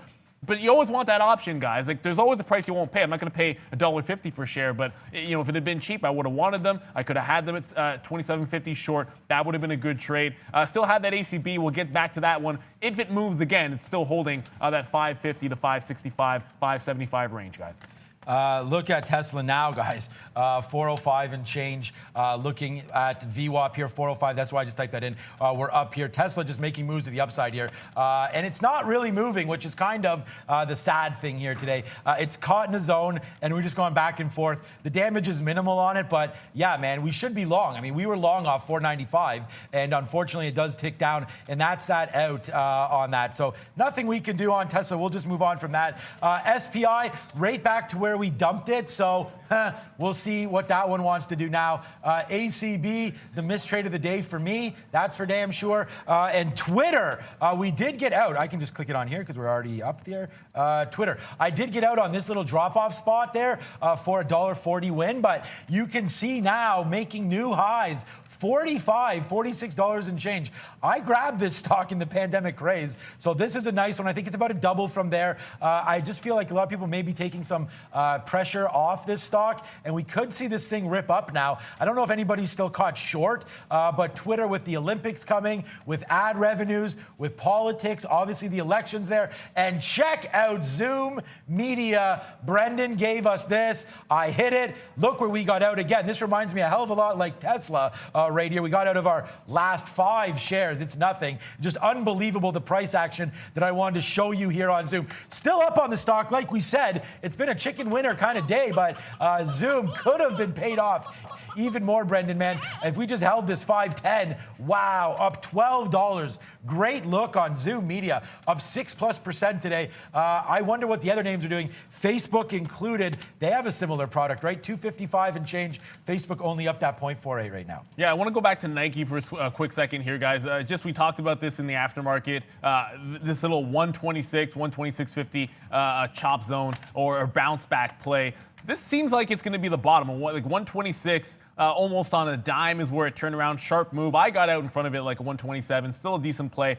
If it holds this 127 area, obviously Nike, great stock, looking for a pullback buy. There could be a bit of a recovery here as the market. I mean, look at the ES trying to push back above 3,300. If that can happen, maybe there's a bounce back off this 27 level. But it's got to hold a higher low for me to be interested. That's this level here at 127. Brendan, what do you got, bud? Another one to look at here, guys. We talked about it a little bit earlier. Canada Goose, 6.3%. Just hit another day high. Nice volume spike there as we broke through that 30-20 area. Came right back down, but that was kind of in conjunction with these recent highs over on the daily chart. But 6.3% UBS with the upgrade on Canada Goose. There is about an hour left in trading over in Europe today. Let's head over to Valeria. She's watching what is moving around over in Europe today, V. Yes, Brendan, Lufthansa is up more than 4% after company announced that it was planning to make a rapid COVID-19 antigen test available for passengers in October. Back to you. Yeah, lots of airline news today, Catalyst as well, even in North America, guys. Have a look at some of the airlines still moving around. Speaking of movement, we talked about the EV space today, so we'll get over to Workhorse here. I was looking at Nikola, of course, possible squeeze through 2730. I've got my order ready to go. If it does break up, but Workhorse already making a bit of a bounce off its bottom, off this 24 even area. Sort of worth noting, this level here, like 25.30, into about 25.60 or so. Could be a bit of a fake out if it tries to break through here. So I'm not looking at a breakout trade necessarily in Workhorse. That would be much more interesting if it retested that low. I'll go with Nikola because everyone beating up on it to the short side. So I think the scalp trade to the long side, probably a little bit better there. Workhorse certainly already making its bottom. If I had seen this one first, possibly could have had a little something here when it held that higher low, but it was Nikola that I looked at. So Nikola is going to likely be the trade for me if it does move to the upside. When it comes to over to SPI, it's starting to go sideways action here off of a $5 area. I had looked at it was like 530 and change when I went to the daily chart as a level. 5's a good psychological one as well. If there's a move, it doesn't have to necessarily test that 530. If there's a sharp move down that retakes that 420, I think that's when Brendan said I want like an ugly candle. That would be an ugly candle from here down through that 420 sideways consolidation. That's an area that I would go short in this one again. Obviously, I had one successful short. That's when I took it out off the open, tried to get back in front of that 420 level, and that didn't work out for me. And I had one earlier on in the pre-market that was at like 8.30 that I started at. That also didn't work, guys. So I'm going to be like 1 for 3, and it's my worst stock and only negative stock of the day.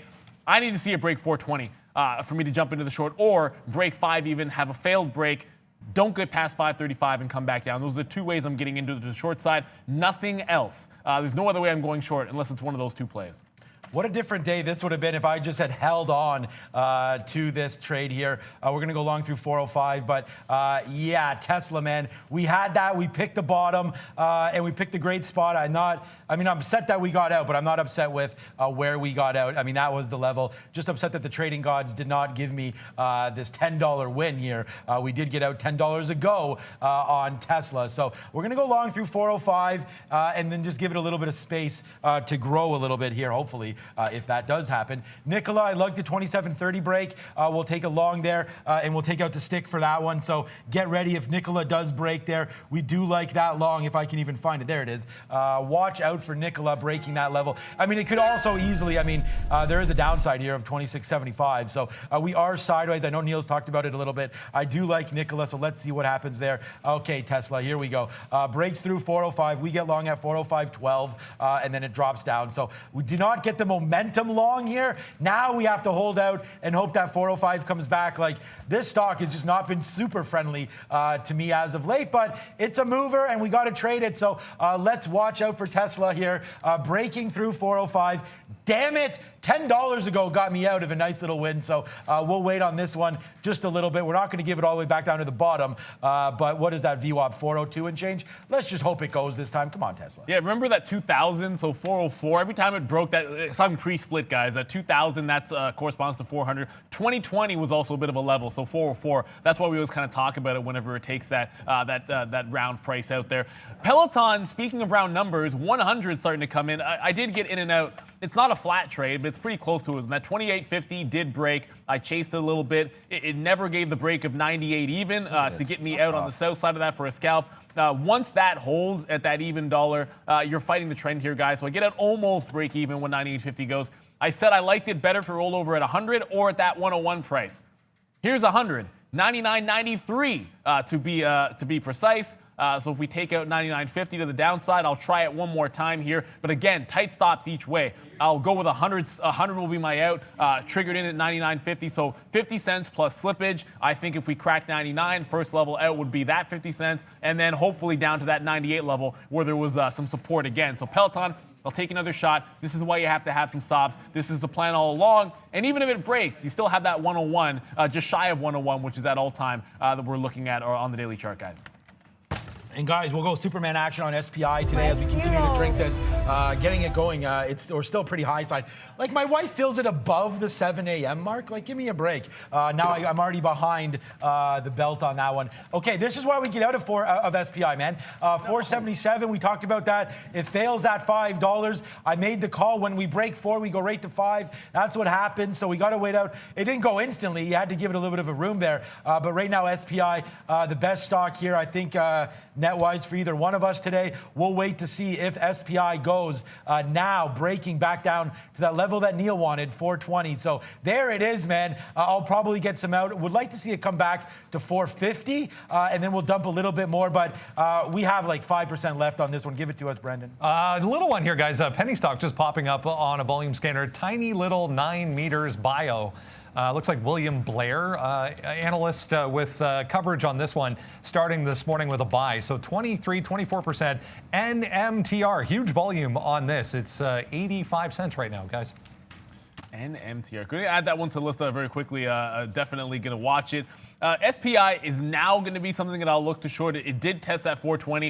It actually holds this level, so comes right back in, obviously with some significance. It goes sideways, that's one way. If it tests back up at this point, there's enough selling that came in or a lack of buying, whichever way you want to put it, that I will jump into the trade if it stays shy of that $5. So a couple of things that can happen here, but it didn't slam through 420 here. It actually has held for now this price. That means I need to see it test back to the upside. Peloton, I said I'd take another crack at it, and we are right here, right now, off of that 100 level. I already had my stop locked and loaded, ready to go here. I just got the execution like a minute or so ago. So 100 is the top. Again, a couple of targets to the downside, 99. First level, that's the amount I'm risking. Then we'll get down to this 98, where there was already one bounce at that price. So I would make sure that I took profit in front of that as well, guys. All right, guys, it's been a fun day, but not an up day for me on Tesla, as now it crashes down to the downside. We finally put on some more risk upside there, and then now it crashes back down, so we'll average in a little bit there at 399, and then see where this one wants to go. My average price now 403, so if it comes back to 405, we'll possibly get out of a little bit more just to limit the risk upside, but 402 is that VWAP spot, so yeah. Tesla, not a friend of mine today after battery day, but we knew it would be a mover today, so I think it's well worth it. Still very, very bitter at this bottom, and I just mentioned to Greg there on a chat that this day could get nasty for me if I continue to be reckless with a stock like Tesla, because again, we're putting on some decent positions here, trying to make that money back. Not necessarily trying to make it back, but just know the momentum's in this name, even though it was very, very choppy in here. Almost every single one of the trades did have a win. Like we were defending out, then got out for the ultimate bottom, which is not even a big hit. Then we absorbed some shorts, and now we're stuck into this one. So let's wait to see. It's not that big of a mess, but could be better for us today, obviously, on Tesla. If we heard Brendan, you can throw it, but I'm not sure if we did. No, I'll take it here. Just got out of ACB, and I did talk about that 550 and hopefully getting moved to 530. But once it broke that 560, I did mention I put a trailing stop in at 575. You're going to see there's a couple of ways we can use stops around here. I'll just cut right to the chase. One of our stop orders is just going to look at any print off the time in sales. So when you get a block print or a dark pool print that comes off, like at $6 here, it does trigger my order. It didn't actually trade up here. I actually made the top wick of real executions here at about 550, shy of 569 or 560 even. So it's a good trade overall. I'm going to be very, very pleased with this one. We talked about that 6 even break, but I'm all out in front of that 550. If it does break and you're still holding a short, I did mention that pre-reverse split 530 is the low since then. So maybe another 20 cents till you get some resistance. At least that was my plan. But I'm all flat now. It was again just that last little 10% of ACB. Good one to the south side, guys. But for now, only short in POAI and Peloton, which is holding this top end range. So it's just such a strong name here. Obviously today up 5%. Took one crack, basically a break-even stop. But 100 is this psychological level. I'm not letting it break 100 on me. That's where my stop is going to be. If the retracement is in, I'll be a happy camper. If not, I've got my structure. My hands are off the keyboard when it comes to managing this trade. Nothing to do but watch to see if it holds that 100 even level, guys. Yeah, and the same thing we're doing right now with Tesla as well, waiting to see if that can hold. But the NASDAQ, man, just like I go long Tesla up here, and then this happens to the NASDAQ, and it just falls right back, or sorry, the ES. Same thing happened to NASDAQ, falling right back down. So it's hard to absorb some of these hits, but we're waiting for it here. That's just Tesla. My biggest position by far, and really the only one that I have on right now, is this Tesla. So we're trying to watch this one. Here we go, Matt Murphy. Thank you. Again, man, Matt Murphy, you've been the man on these super chats. Buying Tesla on dips, long-term a foolish play? No. I'm deep in at 427 and fully believe we'll see all-time highs again. Of course we will at some point see all-time highs. I think with Tesla, it's just going to be a waiting game, right? Once they start to announce, I mean, here it comes. It's not even doing anything today, and it's just bouncing back and forth. My thing on this, Matt, is just that, look, they're going to announce something, and it's going to move around. If it's not what investors like, it'll go down. If it's something out of the ordinary that they like, it's going to go back up. Like 427, I mean, that's not even a problem. It was a 414 today. I like Tesla longer term. You can't hold technology down. It's just always going to be a question of valuation. And we just did have that 5-to-1 split, right? So that's going to cause some actionable trades. Traders now have more shares in their possession, so may cause them to dump some of their trades. So I don't know. I mean, this is a hard name to make a long-term call on of where it's going. Do I think it sees all-time highs? Hell yeah. But does it do that in the next month? I would say it's better than 50-50 on that. So take that for what you will. But hey, look, man, if you have a lot of money in there, you got to make your own decisions. All we're really doing is giving some advice that we see. So that's my one call there. I like Tesla. I'm a long-term bull, but I was able to pick some up pre-split at like 350 during that huge move down in March. So my cost base is embarrassingly low at this point. So I'm not a great one for that. But here we go, now making moves back to the upside. Maybe if I talk about this a little bit more, we'll get back to 405. I don't think so, but here we go. Tesla now making move up. Thanks, Mr. Matt Murphy, for all of that. Sector Watch, what up?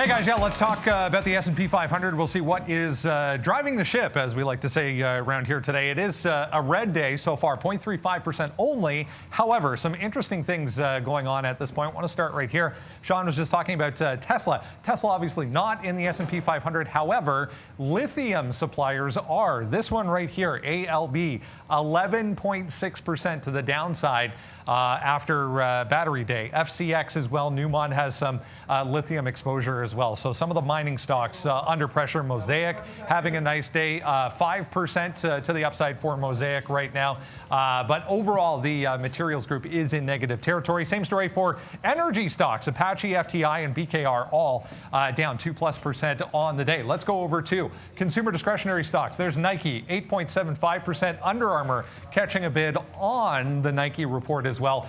We talked about Lululemon also benefiting, but 5% for Under Armour there. CCL, MGM, NCL, RCL, all the travel stocks to the upside after Trump said that the U.S. will not have any kind of second round of social distancing kind of rules put into place, similar to what the U.K. has started today. Micron having a nice day in the semiconductor space. There's WDC we mentioned as well. Financials, though, it's all about the banks. A lot of strength coming from the banks today outside of American Express. We talked about with a downgrade today. That's the only one. Everything else nicely in positive territory. Still lower, though, on the day from the market, 0.33%. Let's go back to Sean. So we went Nikola news there that they held talks with others about striking deals for their hydrogen. So Nikola moving to the upside, but not nearly as much as we thought it would have gone on some kind of news like that. It doesn't matter. My order was to go long right here. I was instantly out of the money, a hell of a lot of money on that one. But 27.35, we get in and then we panic like crazy. But look where it goes, man. We get out nicely. So a little Superman action there on Nikola. We told you it was a big stick play. Upside at 27.35, out 27.30, out 27.35. This is in this news, man. It goes all the way to 27.80, 27.50 out, 27.53, 60s upside. Let's see if Nikola can't now hold some of these bottoms. We're going to get out on a 26.80 or so break. So yeah, let's just wait to see what Nikola wants to do on this move. It's news, but it's just right back to where it was. So whether or not this is going to be big time news or not, still to come here on Nikola. Let's just wait to see on some upside. We're long right here, 27.35. So we're long right here. So really news dependent on this. We'll see how high it wants to go or down on this one. But it seems that there's some interest in Nikola here, Brendan. Yeah, the others that they held the talks with included this name, guys. BP apparently down. A little bit of a volume spike there on that announcement as well. But BP, one of those names, guys. Yeah. So I picked the wrong time to go to the bathroom. Of course, I had a stop order in to go long at 30 when that made a move to the upside. Got a horrible price here. It trailed all the way, not trailed, but wicked all the way up to 45. The fortunate thing is I didn't have to suffer through this move, but the plan was certainly to take it out if it broke that 26.75. So the only reason I'm literally not out with a loss is because I was away from the desk here, but that's where the stop is going to go on Nikola. I will throw it back. I will throw it in there. If it goes to the downside, I'm not going to risk more than like 70, 75, maybe even 85 cents on that kind of a trade, guys. It's just not going to hold it past that low of the day. Not in Nikola. That's not the way that I'm going to be playing it. I do want to jump back over, and I talked about ACB already, but I didn't touch back in on POAI. This one obviously is not quite a penny stock yet. It's going to be a slower mover. I could be taking shares on this consolidation, but it's shares between 110 and 115. That's what I'm targeting to enter more. That's what I should have done the first time. It was way too hasty, afraid to miss out in this when it started going up off the open, and I was involved in like 4 or 5 stocks at the same time. So didn't have enough patience, and I should have had a price a little closer to that 115 opening range high. Nikola looks like it's headed back to the downside. Peloton, one more to update you on. 2 shots, 0 for 2. If I go 1 for 3, that'll be a good batting average in baseball, but it'll actually have to be a double or a triple or a home run to make some of the money back. But tight stops all the way. First one basically flat. Second one's going to be 50 cents. If it breaks 100 here, just keep in mind, it went one time. It got to like 118 pennies. It's 101. Go back to the pre-market in September 11th. It got up to that price. I'd like to see if it retests that first before jumping into another trade. Let's just get this NASDAQ going. Like right now, Tesla just doesn't want to go, man. Okay, so we did take some profit there on Nikola. So that was a good trade to the upside as we were able to take some out. But there we go, getting flushed out of the rest on that news. So we'll see if it keeps going upside. Flushed out of a little bit there, downside. But like I said, we took out the big stick. So that's a loser there. We'll plug in the car for the hydrogen loser there. Yeah, sad. They're on Nikola, but we did try it. We're able to take a little bit out, but ultimately, and again, it's the last bit of this position pending, but Nikola will be a loser here, depending on what we do to the downside. There is this 2680 level that we just sort of bounced off of right there. That is where we are bouncing off. So yeah, we did get out, but we are still holding a little bit more here on Nikola. I do think it's probably worth the shot to the upside. Okay, Tesla making its moves back. We get out a little bit there in front of VWAP, just because we saw that you know, it bouncing a couple times. It does resist that 400. So now it's hold time on Tesla. And let's see if we can get our money back on that one. We need to get like some doubles to get our money back on Tesla. So hopefully we can do that, to use Neil's baseball analogy there. Nikola coming back. That's not Nikola. That's still Tesla. Nikola coming back a little bit through 27. I think that's great news that they did hold talks with others. Obviously, there's interest in what they're doing, but are they legitimate? I mean, that's still always going to be the question with Nikola. Like I said, I'm long in my long term at about $34, and I'm not averaging in. I don't need this one to kill me. It's a very, very small position. So we're going to watch out for Nikola here. If it does retest this 26.75, which is only 10 cents from now, we'll be out, and then just let this news simmer a little bit and enjoy at least the fact that we were able to take some of this out on the high side. Yeah, I want to go back to Nike here. I've got my stop on Nikola. I just don't want it to break that 75, that three-quarter mark. But I am watching Nike. It's making that base that we talked about. It's held at 126.50 area a couple of times this morning. So let's look to see if there is a bit of a bounce-back play. I mean, like I said, at the time, it'd be nice if the ES can make a break through 3,300.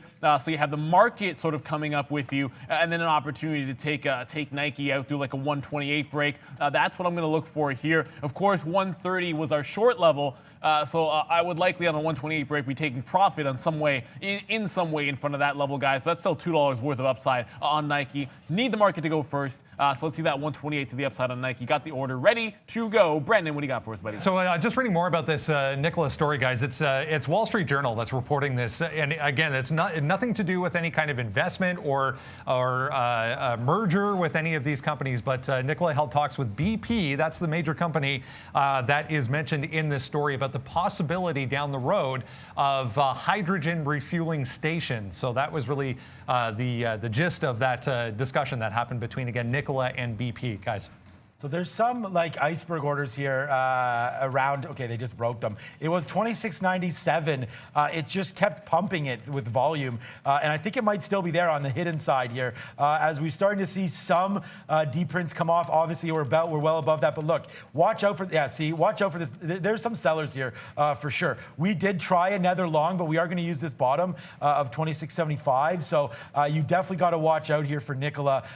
We are long again on this name, but you got to watch out. There are sellers at these levels, and it just seems like it doesn't want to get going. So I am a little nervous about this. So we are going to give this only 25 cents of downside risk here for Nikola. Our SPI, of course, back to the upside. I just say, of course, because I'm only holding longs on this name, but we are very close to out. We only have 5% of that. I did want to talk about that quickly. And then we're right back to where we got out of some of our trade here on Tesla, as that looks like it wants to come right back to the downside as well. So yeah, Tesla's not going to be a good one for us today, but Nikola hopefully can turn out to be pretty good. It's just a matter of getting through some of these sellers. Just got to change their mind. Look what I was saying, 97, 98. It just keeps on coming through here. There are dark pools here, just taking and absorbing a lot of these shares. So you got to be very, very careful here with Nikola, guys. Yeah, and just going to have a note here. One of the stocks from our watch list, I haven't made a trade on today, but we're watching it definitely heavily. This is a good reason why at this time of day you should maybe go back to it. Some things you might not have looked at. You want actionable trades that are still moving around lunchtime or give you key levels. So Stitch Fix here, you go back earlier to like the September 11th here. You watch this 26.50 bottom. Big mover, obviously, like a 20% move going into the earnings and extending further. On the pullback, now I know it's dipped below, but it's actually held up at this higher low in front of that same level. So bit of an area of significance here if you're looking to pick some up. It's down 14% Stitch Fix. But if you look at it on the daily chart, it's sort of worth noting there's the potential support down here, 25 even. If it can hold this range, you got a 10% range-bound trade I think that you can make in here in Stitch Fix. So I'm looking for that level to hold to maybe enter a trade on the upside through 27 on Stitch Fix. It's back on the radar. It's SSR if you're shorting, but I'm looking for a bit of a bottom pick here on SFIX. But it's 10:50. That means got to go to the big screen. Time for some money talks with Brendan.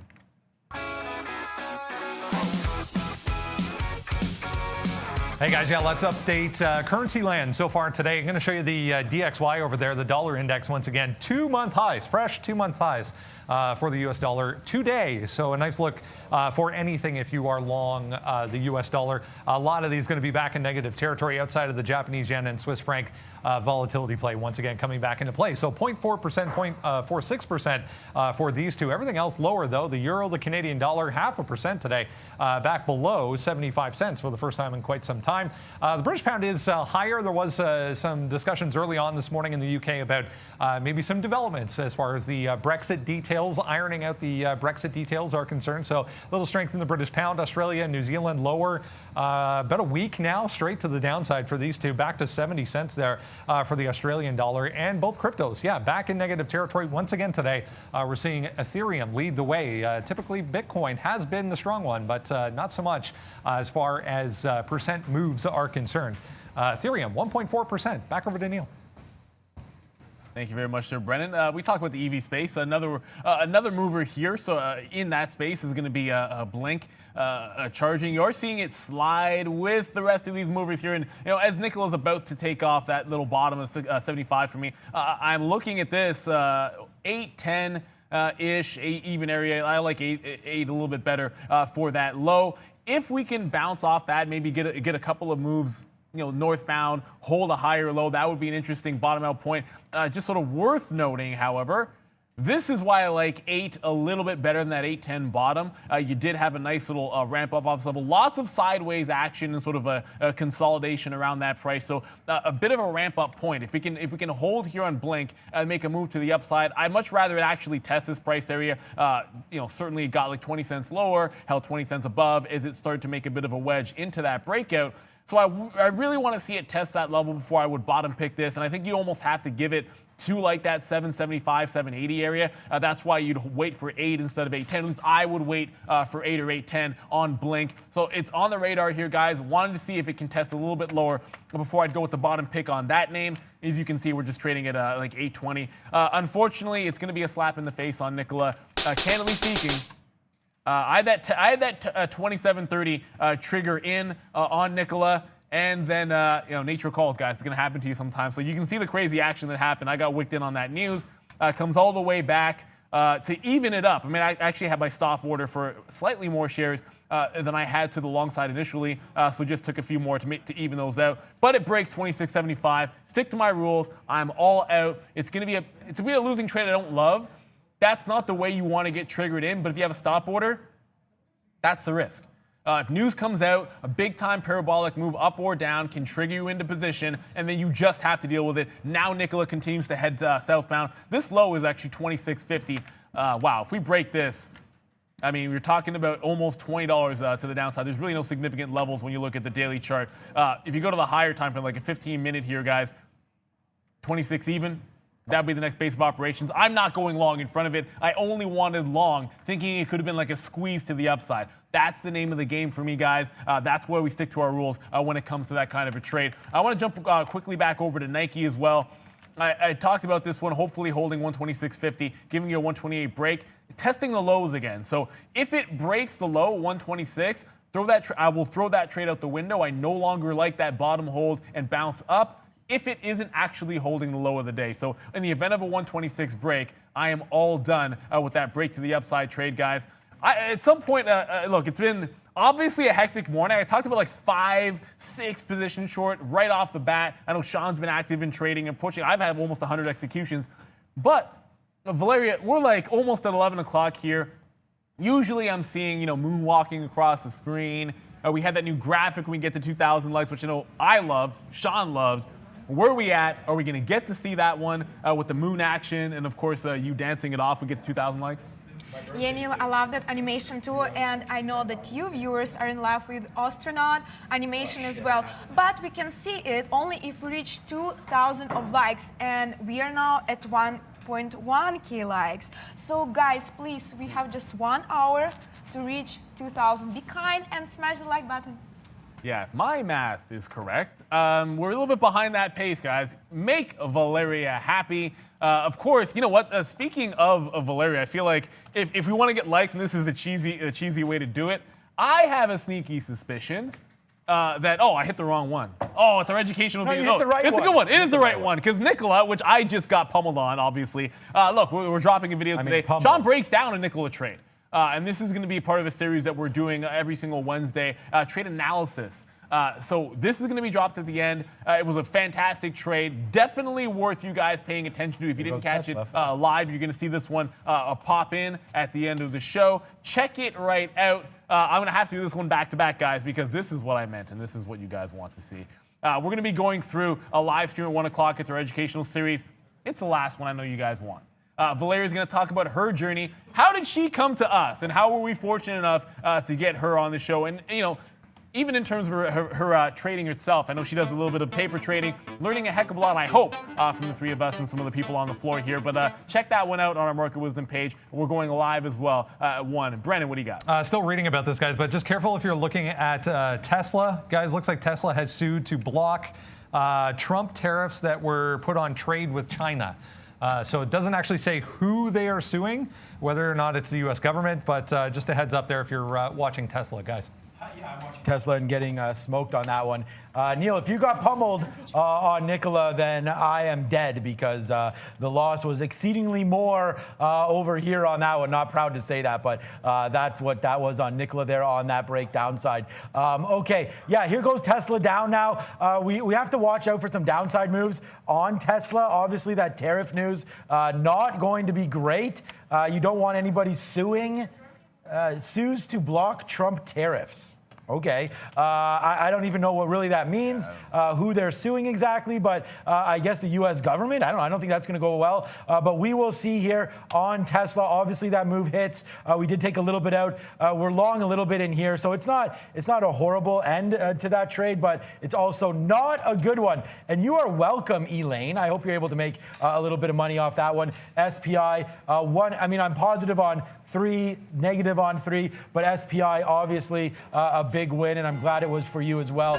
I see some talk there on Peloton, PTON. So here comes Tesla right back to that level. Am I going to test it again? Fading off of 100, we will see there Peloton. We did talk about that, and I told you down about $80 or so that this thing was probably heading northbound. I did not make an actionable trade on it, but Peloton definitely moving around. I have no idea what you said, but I see Valeria at the big screen, so let's throw to her.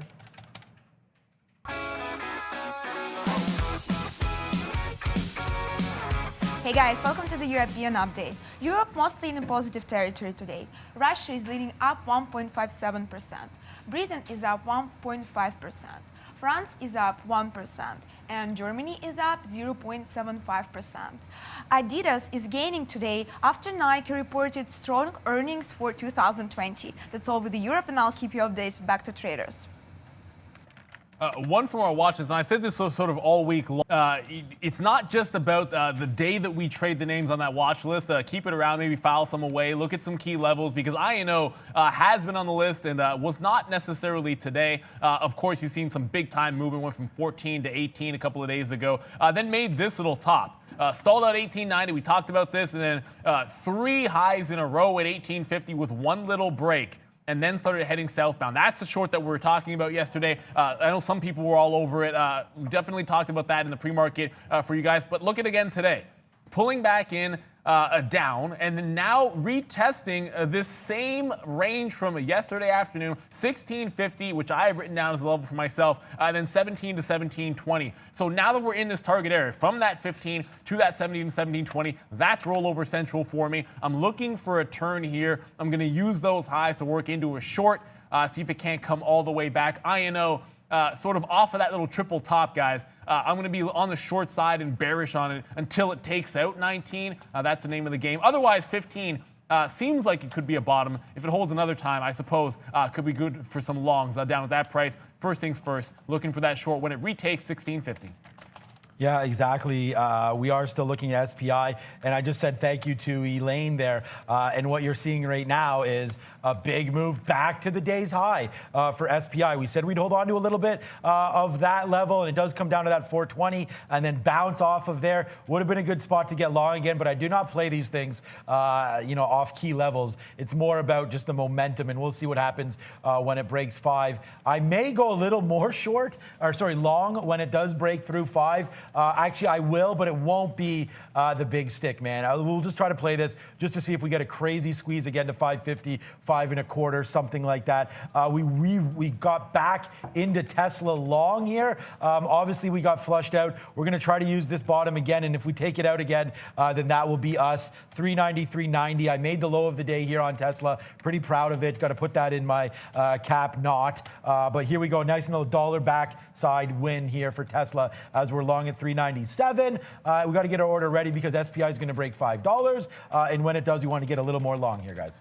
Yeah, and I took 2 shots at Peloton. I talked about the risk structure, both of them, and both of them are going to be losers, despite the fact that it comes back here, guys, through 100, and it gives you that move to 99. If it's going to break that, it's going to break my stop. It is what it is. I'm just going to take the hit and move on. Could it have been a winning trade if I give it some more room? Sure, but that was never my plan or my modus operandi. The next level to the upside was 101. Never got halfway there on the 100 break, unfortunately, so no trigger for me. INO continues to climb, so I should have maybe expressed this a little bit more clear.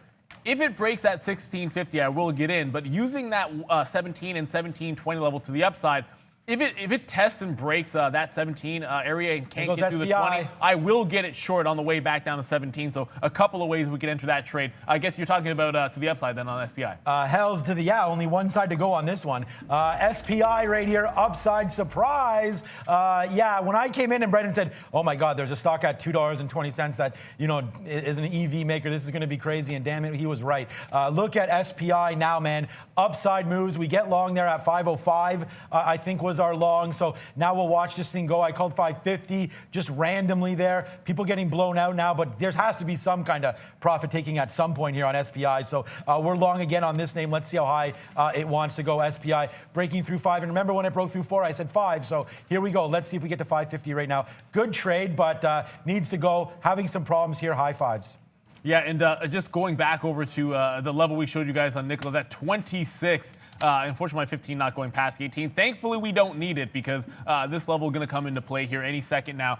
26 even on Nikola. If it can hold, maybe give some sideways action, could enter into a short on a pullback. But for now, Brendan's got a little something for us. What's going on at the desk? I just want to give everyone a little bit of a higher look at this SPI, guys. This is going out to a weekly chart, so we're going all the way back to 2017.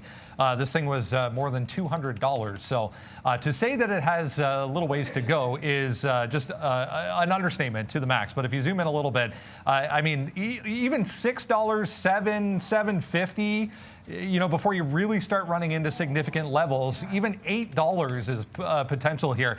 15 million share float, guys. Did I really call 550 on that?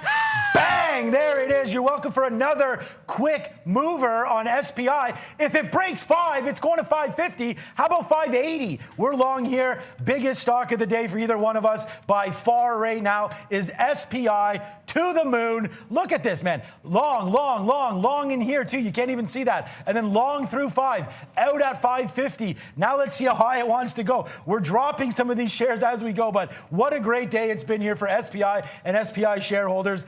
Such an easy one, man. Brendan, the next time we get a micro cap that actually has decent news, it has to be even more of a hammer time. But we've already taken out the big stick, so it's been a big trade.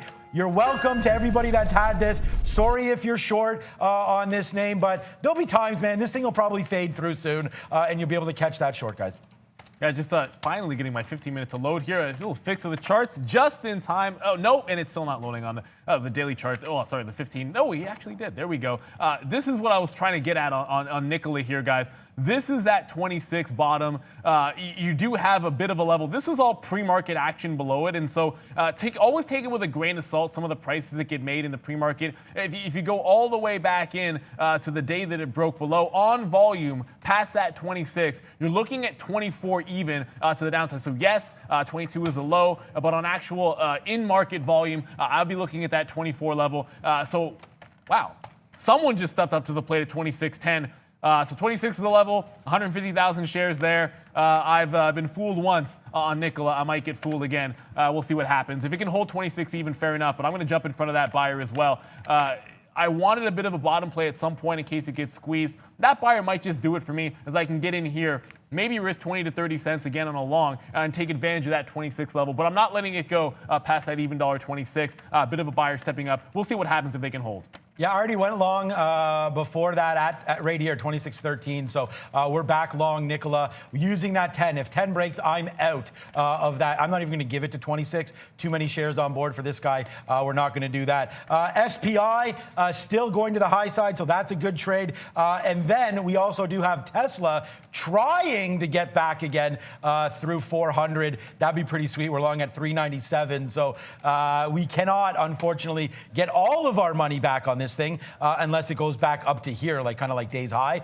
We are going to try to hold Tesla now and see if that one wants to run, but we are going to be in a little bit of trouble here. Not trouble. If this breaks, we're out. Watch this. Here it goes. This is that size that Neil's just talking about that I identified. We both identified, obviously. It's just going to get crushed in about 2 seconds. There's 10. There it goes. See ya. And then we get out. So there's the drop off there. Here comes 26. See ya. And there it goes all the way to the downside. So we took the risk. We took out the shares again, and then we only took a very, very small hit. Thank God we took a small hit. We actually got out at 02 on that 10 break. So that's the kind of slippage that you got to sort of pay with for your Nikola. Oh, yeah, SPI days high again. Tired of saying that, though.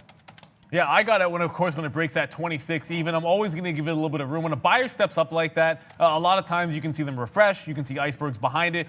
24 is the next level down in Nikola. It feels like the one day that I'm not shorting the stock is the day that it goes down. But it is what it is. That's going to happen to you. You got to trade the price action and what you see in front of you. If your read is bad, like I think mine is today on Nikola, I'm going to step away from it because, obviously it's been pretty good everywhere but Nikola. SPI, that's a stock that I'm going to be shorting every single time I get it. If something works for you 8, 9 times out of 10, understand that's not 10 out of 10. So you are going to lose, and when those days come, it's about how much you can limit it. One stock that kind of went to plan, but I did take off. And ACB is somewhat similar to this one, guys, where I did get out when it failed to break through that 630 mark. It has now gone through 630. If you're still holding on to it, 550 yesterday's close. On a 6 even break, that's where I think it might go. I took my last shares off at about 10.10. It was a 10% return at that point. It looked like a good idea, and I'll stick to my plan every time when it comes to that. But if we can get below this 6 even, this is what I'm talking about, an extra 10% to that downside. Brendan, what do you got? Ren, guys, one we've looked at on the show before. Just noticed back on a volume list once again today. So it's been 1, 2, 3, 4 days in a row. We're back above $4. So clearing this level from the daily chart quite easily today. In fact, we're just coming back in to test 410 right now. But Ren up again today, almost 8%, guys. Run with Ren. Okay, so our Tesla back downside right now to where we have it. So we does go in the money about $2, and I've done this too many times and not taken it. But let's just wait to see. We still are thinking about this defense down here of 395, where we already made the bottom for the day on that. So that's pretty cool. But other than that, right now, Tesla and SPI, we don't need to talk about SPI. It just keeps on going upside. That's a great trade, and you guys already know that. NY here for CCL. Let's go over to Carnival. Again, another stock. Probably my best stock over the last 6 months, to be honest with you, has been Carnival. So a little silly to leave it alone. But look at this, man.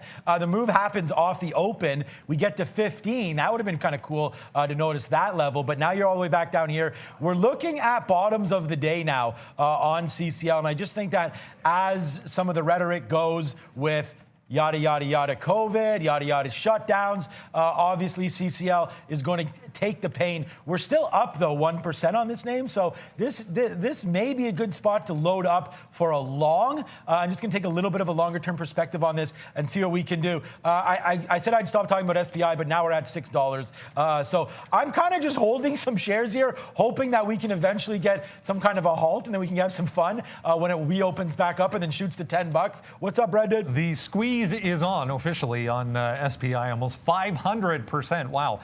One from last week or a week and a half ago or so, NNOX. We had another short seller re-upping on this one yesterday, 5.3% to the upside. If you remember, this had, if I zoom out to yesterday, this had quite the move down in the pre-market, but then just went straight higher throughout the day yesterday. So that 30-50 area, good look this morning. One we didn't talk about, unfortunately, but NNOX doing decent volume again today, guys. Look at, there you go. I mean, right through 6. So, I mean, it feels like you're at a carnival here. So I think this is a good one. Bang, there it is. Do that little bang like that. 616, 615. Look at the longs, man. Bang, bang, bang, bang, bang. All the way to the upside. We still got this one. $1.05 now in the money. SPI just continues to, honestly, man, just be a wheelbarrow full of cash.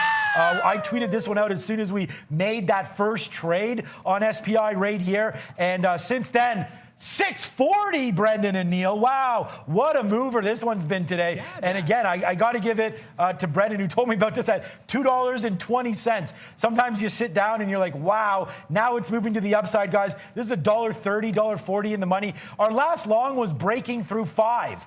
Believe it or not. So, wow. Let's just take some off now. This thing obviously up 510%. Yeah, SEC, don't worry. You don't need to hold something up 500%, do you? Well, I mean, I'm not getting into rants about the rules on the halts because I've traded a long time, and sometimes they make sense, and sometimes, most of the times, they don't. Especially when it comes to smaller cap names, it's a little bit weird, the price action on those. I want to go over to Nike just a second here because the market's starting to get sideways on us here, and Nike is holding the bottom again at 126. So a third bounce off this price, or fourth, depending on how you want to call it, is going to trigger me in when it retook 127 to the upside. Let's see if it can't rebound. I'll give it to that low of the day. Nike, of course, probably, I don't think it's going out on a limb saying it's a better bottom pick than over in Tesla, or sorry, Nikola, I should say, but already working in the money for me, just about like 40 cents here. I'll take some out in front of VWAP if I can get that dollar first. From there, we were shorting it on a 130 break. So I said this earlier, if it made a bottom on Nike and I caught myself into a long, there's no way I would hold through that 130 price, expecting some resistance on the way up. So call it like 129 to 129.50. That'd be the ultimate target on the rest of my shares. First things first, has to go more than just a 40 or 50 cent winner. If I'm giving it to the low of the day, guys, got to make at least that before we start taking any profit on Nike. Good trade to the short side. Now we're looking long after it's held this 126. Now 50 pennies in the money. Let's go $1. Yeah, let's go $1 too. I'm going to go long through 127.70 on Nike. So we've been getting hit. We did get hit going long here early on, but I do like 127.70 here for a break. 72, 73 or so on Nike. So if it gets there, your boy will be in that one. Hopefully that'll be good. I mean, SPI just keeps going. We're already out. I'm not even going to talk about that anymore. Just let it go upside. I don't really have any targets. Okay, and here we go. We're in this one more time. And let's see if we can now make the bottom again here on Tesla. We testing it through that tax news. Let's just see if it wants to go back down. And I already told Greg he has to come over here and take me away from this because I just keep on getting involved with this, and maybe I shouldn't. It's been a mess for me today, has been Tesla, but we'll give it one more shot here to the bottom, and whatever, man. Here it goes. It's going to go again. Breaking through this bottom, probably 394. We're only long at 396, so you're talking about a $2 hit. I mean, it's a whatever moment. But the point is that Tesla making those moves, man, back to the downside. It just does resist that very bottom. Let's see. Hopefully we don't take the bottom out, but we are long once again off Tesla. SPI, a fantastic trade, just keeps going. And I got to put that Nike trade in to make sure we grab that as well, guys. Yeah, I just want to get over to I know in a second, but you see it. I see it. Valair moonwalking means we got to that 1,500 mark. So thank you very much for all the likes. it's 2000 that you get that really, really cool astronaut sort of a graphic rolling into the middle of your screen there. I think it's a lot of fun. I did talk about INO earlier. It did finally trigger, so I said if it broke 17, I would look for that entry. It does not break that 17 price. Coming back in at 1650. Now I have a target entry range here, but it's 17 to 1720. That's going to be the ultimate top. It's bearish for me as long as it holds below that 1890 price on the daily chart, guys. So first entry into INO. I will take some more if it goes sideways on me and looking for a tracement into VWAP. That's my first target to the downside. Brennan, what do you got? Nicola, guys, we were talking about the BP news a little bit earlier. Hindenburg feeling the need to come out saying, yep, they're short, and yep, they're still short. So no change as far as short for Hindenburg, guys.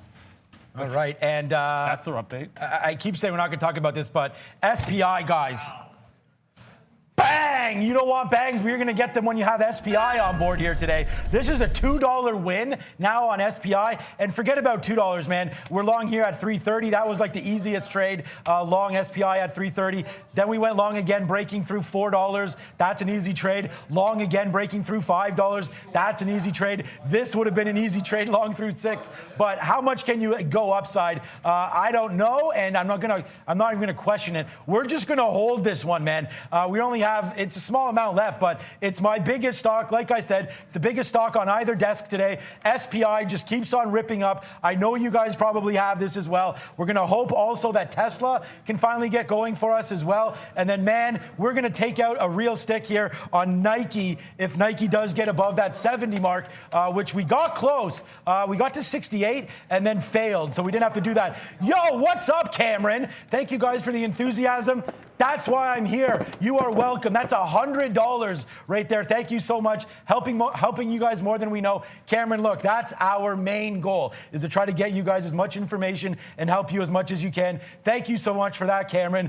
Just send it to my boss. Let him know that you love the enthusiasm on the show. Let's go. Finally a halt in SPI. I guess it took that last push. I mean, I don't know. You look at the chart, guys. And if that's what it takes for a halt, it is what it is. It's going to be at 785. Sorry, I was just looking at the daily chart because there was that level. Brandon was sort of talking about that 735 mark.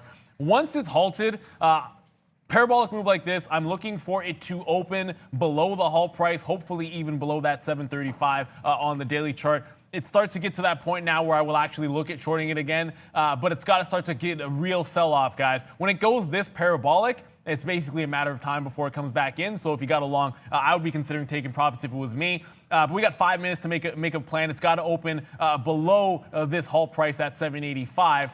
Maybe even hold that 35 would be a better bearish sentiment for myself at least. Nike, as I said, it's approaching that 128, guys. So we have a couple of minutes for SPI, so we don't have to be watching that one. Nike is approaching that VWAP, of course, and that 128 level. I'll get some shares out if it does make a move up there, and then hang on to see if we can test towards, of course, I mentioned 129 to 129.50. It was a great short. That's over and done with. Now we're looking for that long after a nice bottom here at 126 on Nike. Last one, and I've had this one all morning long.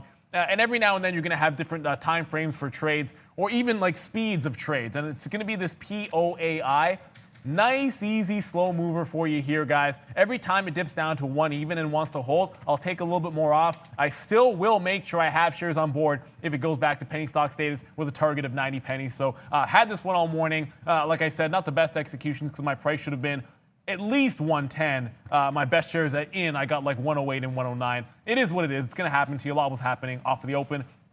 Still in the money. No reason to get out of it, so I'll hang on to this one as long as the short's in. I do see what you guys are saying here about Tesla, and it seems like it is going to be a short day for them here today. Tesla every single time, I mean, we basically had one move up the whole day, and believe me, guys, I'm here and I see that. I mean, 18 and change years of experience there. And there it is, man.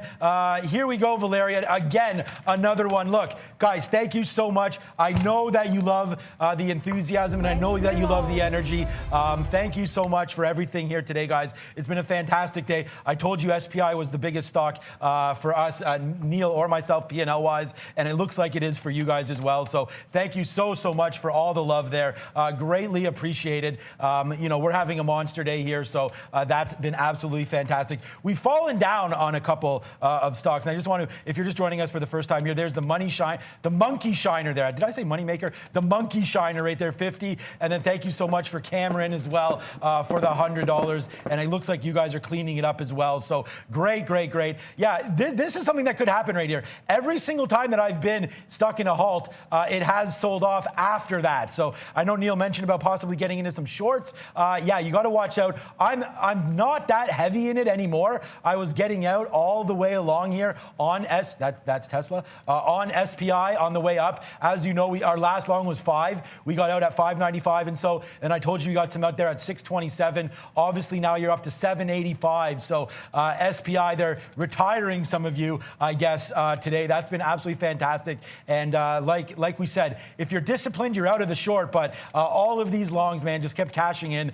And what a great day. It was probably one of the more exciting days we've had on the show just because of this kind of a stock. And it looks like you guys are also enjoying. So very, very great to have everybody and all the support today on SPI. There goes Tesla cracking through finally that bottom. And you guys are right. It does look like a short day. What's up, Mr. Wickham? I was just going to run through some of these numbers again on this SPI, guys, just to give everyone a little bit of a background. If you're joining us a little bit late this morning, SPI Energy, a little teeny tiny company. It's tough to see here, but bear with me. So we'll just touch on some of these numbers. As far as the market cap's concerned, $15.5 million market cap on this stock. There's 6.98 million shares in the free float.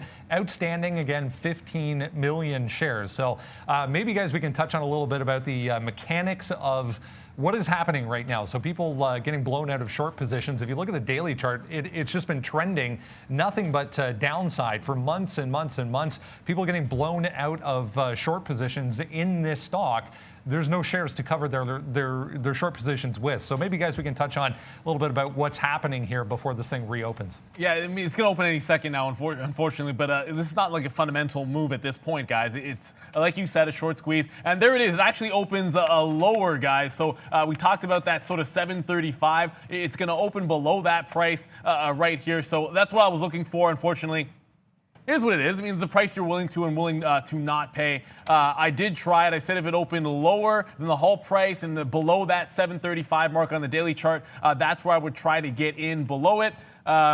You know, my order went out at 7:30. I tried to catch it. It immediately goes down to 650. That's a missed opportunity for me. But when these go up parabolic and do not start halting higher, meaning there's still not enough, still more people that are trapped that need to buy back and not enough sellers in there to satisfy that, you'll see it open higher and then continue to halt to the upside. Once it comes back down, oftentimes that can mean that parabolic move could be done with to the upside. You can use some of those levels to your advantage. 85, the current high. Now it's back below. I will take another shot here. You know, sort of. This is one of those things I'm going to always do. The initial trade was obviously better because I could have instantly had about $1. But if it wants to try to hold this top here, I'm going to dig into it because there's so much room for it to come back to $5, and you have an obvious stop at the high of the day, guys, at 785. But remember, you let those stops go. It could get squeezed and squeezed more because there's just so few shares available out there for you guys. That's why. That's what Brendan mentioned. I'm glad we brought it to you. I have 704 here. It's not 730. Hopefully this will be just as good. And guys, and that's why I was saying to you about being one of the easiest trades of all time was this SPI, just because it was a micro cap. So it does open up. Now we're holding even smaller, about 5% left of our position. It does open up and we get out right away at 685. And then, yeah, now watch this thing take out 785 coming very, very soon. So watch out. If it cracks that 750, it's going to just blow to the upside right now. But whatever, like Neil said, the damage has already been done in the best trades. We're already down here. So if you missed that, you missed that. But here it goes through 785. Maybe. Let's see what that next move gives us. Okay, I told you it would be a stick trade here on Nike. So let's see if we can't get some more out as we go to the upside long 127.74 now on Nike as it's blowing to the upside a little bit here. Tesla, we're going to be done with Tesla now, Greg, as that just takes out the bottom. And yeah, it would have been a great short. Let's watch our Nike trade and let's watch SPI as there goes SPI. Bang again, man. Don't short these things to your demise. Up to 8 and change. I can't believe this. This is not a stock. I mean, I've never really been involved in anything that's such a great price. That is now up 800, 700. I mean, I don't know. This thing is absolutely insane. It's going to halt again. Insane. I mean, I had the short. I got blown out of it. That's 785. I actually, for the first time, took a long position, but I'm not holding longs. It's just not the way I'm going to play a stock like this. So I do scalp out of the long just to make a little money back. It was when it breaks that level, everyone has to stop at that price. So I like 785, but then $8 is that psychological level. So I did go long at 8 very, very quickly, in and out. You can see here. Just going to look for it to halt again. And it's going to be the same plan, rinsing and repeating. As long as you have an out, at some point is going to give multiple dollars back. It's just a matter of when that's going to be. So it might actually take a bit of a deeper move in here. And you're talking about like now $9. There's no levels to look at this point. Similar to like Kodak when you saw it happen, or some of these other names that have gone up. Forget about the levels. They'll be made on these halts. The next one is coming right here, I think. No, it looked like it was about to halt there at 9.25, but it did not. Guys, we're $4 in the money right now, man. I mean, this has just been a crazy, crazy stock. And thanks to Brendan for asking about the mechanics of this and what's happened. But we did talk about that down here when we talked about it being a micro cap stock. I think you gave it to us, Brendan, maybe even at 9 o'clock. This name's on our watch list. We talked about why we loved it then and why we love it now. And that is SPI, man. Wow, what a mover there. And a lot of people making a hell of a lot of money on this name today. What a great trade. We had that all through on Twitter. We had the watch list. I put it up on Twitter as well, so you can follow that. But SPI, if I could show you our watch list, just to give it to you, what day is today? The 22nd? No, 23rd. I'll get that for you. Brendan can probably show it to you. But SPI was on the list, so congratulations to anybody following that one. Oh, yeah, and your boy is right here again. The money bags on Nike coming back in. I told you it was a big stick trade through 77, and there it is, a nice little 25-cent win. So sometimes you got to take the risk and put the shares on. Barbecuing up some winners right now for you. I hope you're enjoying the show, man. What a great show today. Yeah, just obviously a Nike. It just broke through VWAP, guys, so that's going to be the first dollar trade. We'll talk about the second half here, but I did mention shorts were at 130, and then on that pullback as well. I expect that sort of previous support to turn to resistance on the way up. That's why I'd be all out. In front of that 129.50 to 130 area. Otherwise, we'll give it now back to break even. I'm not giving it to the low of the day anymore. Now that I've taken $1 on the way back up, I will go to about a break even trade. I got 92s long, 26.92. 27 will be my stop now. So it's either going to break 129 or break 127. The rest of this trade is nice and structured. Brennan, what do you got? We were just looking at gold a little bit. We were talking this morning, guys. If you joined us at 9 o'clock, we mentioned gold down today, US dollar higher, so a little bit of a risk off play, but some of the gold miners specifically having a pretty rough day. GDX, the gold mining ETF, down 4% today. Worth noting here, we've kind of broken some of these major support levels that have held since going back to July. So GDX, the gold miners, in trouble today, guys. Okay, we're going to give some credit here to our viewers because calling Tesla down here, and we noticed that as well. I mean, that's why we get out right away on that break. And yeah, downside, not short though. That's a mistake anywhere you put that. Not being short this final move here on Tesla. I cannot believe it's embarrassing that we're not short this Tesla break. But that is what it is. Tesla today, some winners, some losers. Net down, though. It's going to be my worst stock today is Tesla. And this is why, man, you crack out. Look at Nike. Goes all the way up here to VWAP, man. My best out on Nike, if I can zoom this in a little bit here, as right now we have at 20% of the position. The best out upside right now, 128.10 or 128.12. I'll check the trade list to be exact, but Nike makes a move right back to that level that we like it. Scaring me a little bit. Let's put some more orders to get out a little bit here. The ES, though, fading down here. Probably some moves coming. Natural gas, Brennan, up 15%. Wow. Yeah, we just broke the lows on the ES. Well, opening range lows anyways, overnight, of course, a different story. INO here, it did not trigger down towards my price. Just sliding down towards VWAP, of course. I did roll into some more shares. I talked about it holding 17. If it turned around shy of that, we'd make a bit of a move. So I did add to my position here. I do have like a 52 average price on INO. If it gets back to 16 even, it'd be like a 50-cent target on the first little bit. As far as Nike goes, it's holding this VWAP for now. This one, I'm kind of hoping, I'm not saying I'm hoping, but there's a decent chance I could to be in this one for a while. It's a different time frame of a trade. If I'm in it all day long, that's perfectly acceptable for me. So INO to the south side, it hasn't won yet. It is working in the money, but I'm not at the point where I would take any profits off on that name. I do want to come back to it. No, I have not traded again in Nikola. My read wasn't good. Could I have reversed short at that 26 level? I talked about that break and then giving you to 24 as the next support.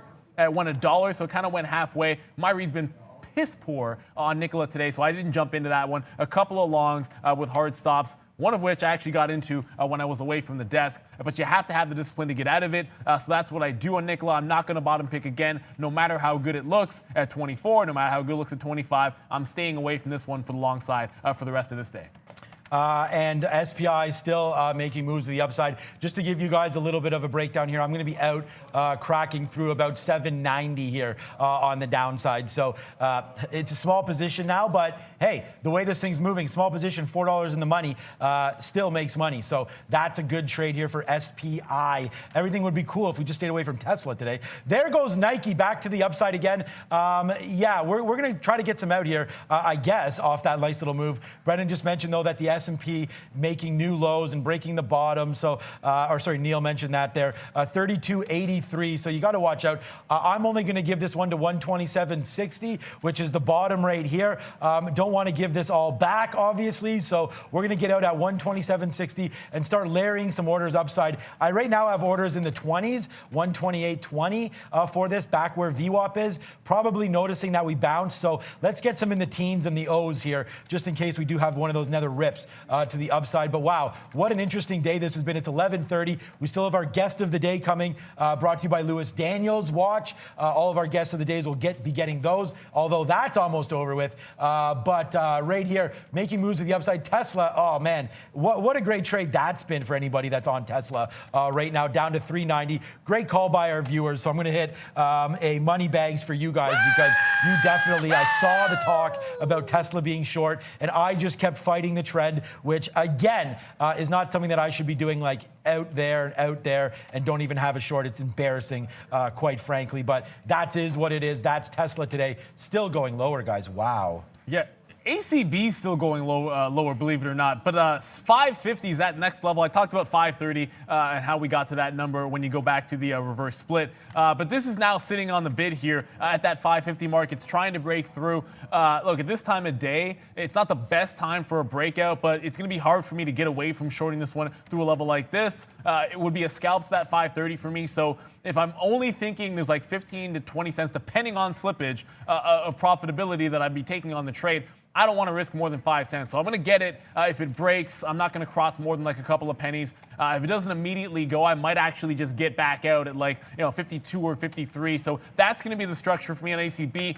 Got to chew through that buyer first, which I can't say how long that's going to take. I do want to jump back over to Blink. I had mentioned if it could have held that 8 even area, now give it to 780 because that was significant the last time it tested this area. That was going to be a level that we could take a bit of a bottom pick on. Now there's some sideways action. It's broken 8, not gotten past 95 once, not gotten past 95 twice. 80 would have been a better test, but for now it looks like it's trying to put it in a bottom.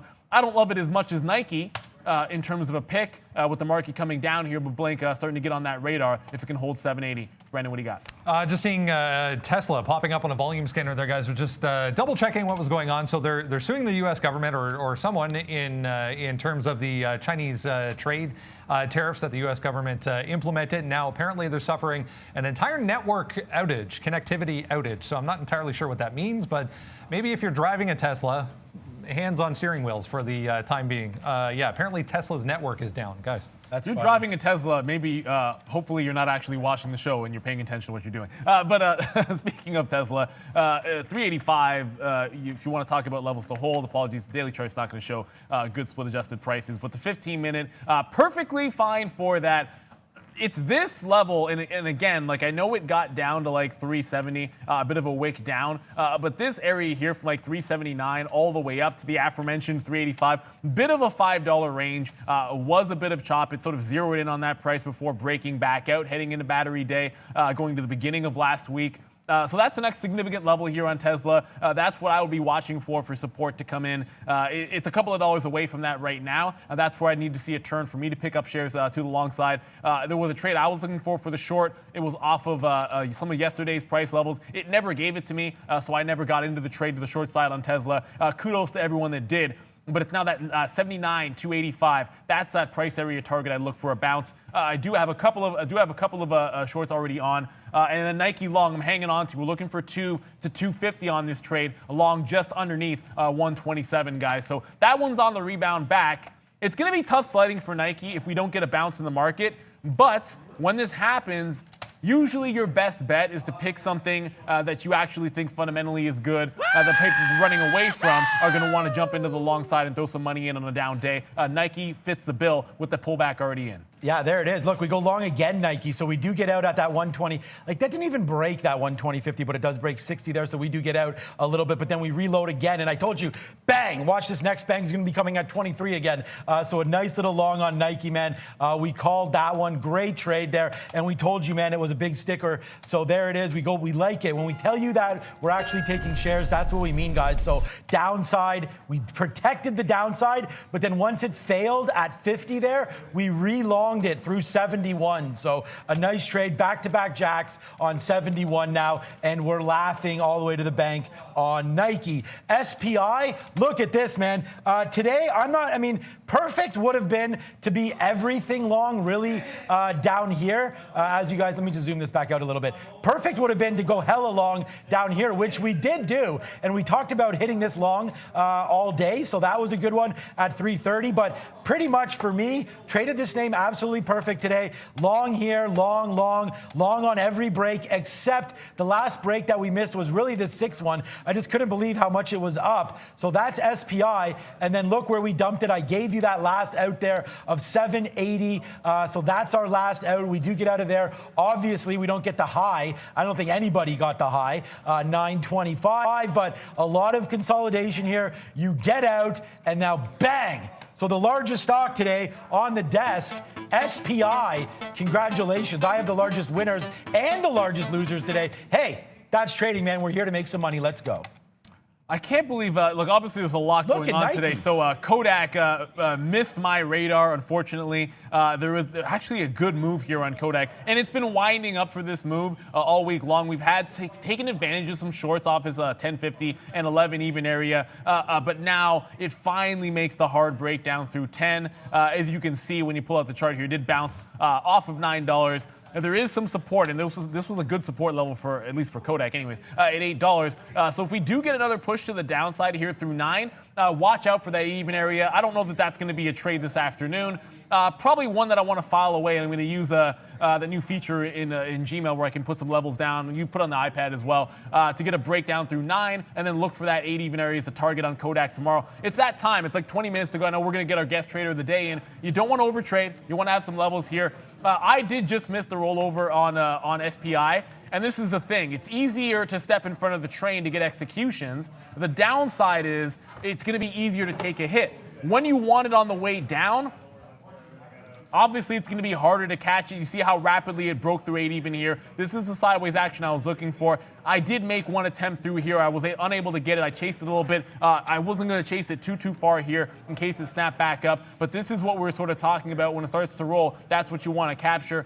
Harder to get on the way down. Definitely a lot safer when that big sells come in. As I mentioned, we do have our guest trader of the day. It is Wednesday. Time to go to Brendan for the introductions.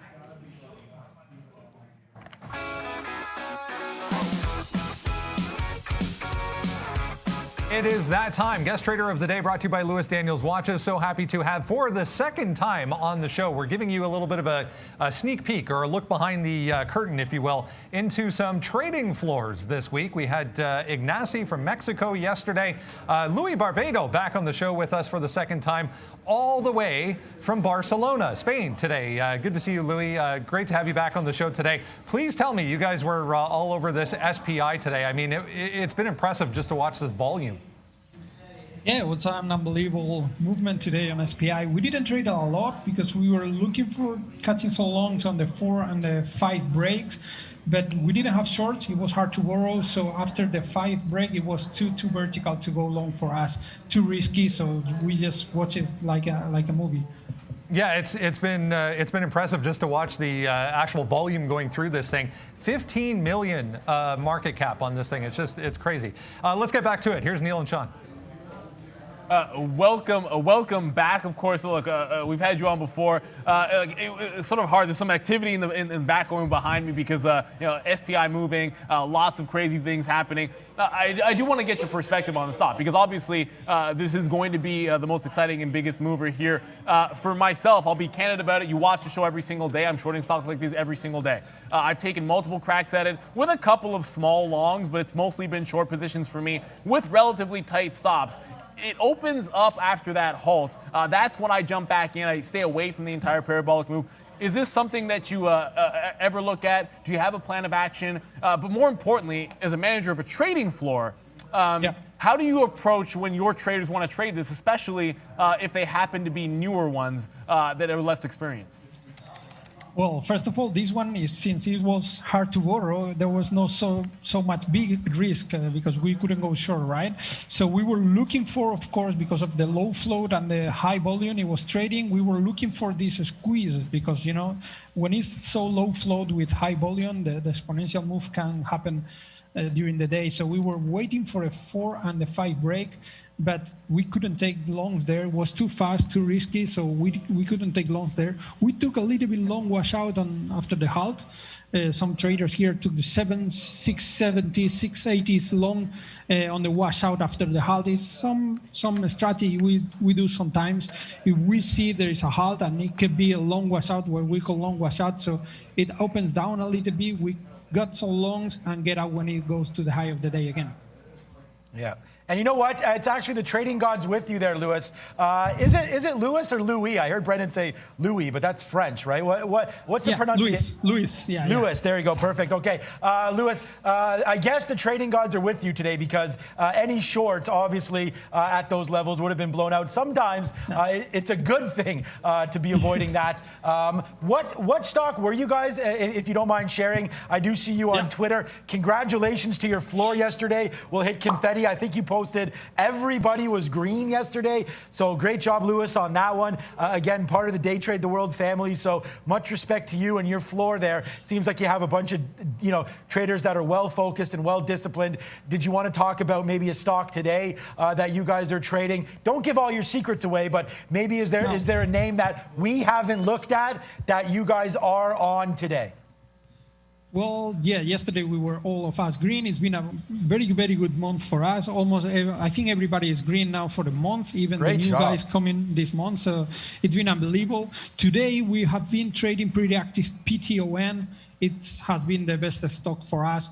We scalp very fast trades, so it was a lot of noise, 50 cents, $1 movement up and down, so we trade a lot. I can show you the screen, I think, here, so you can see PTON.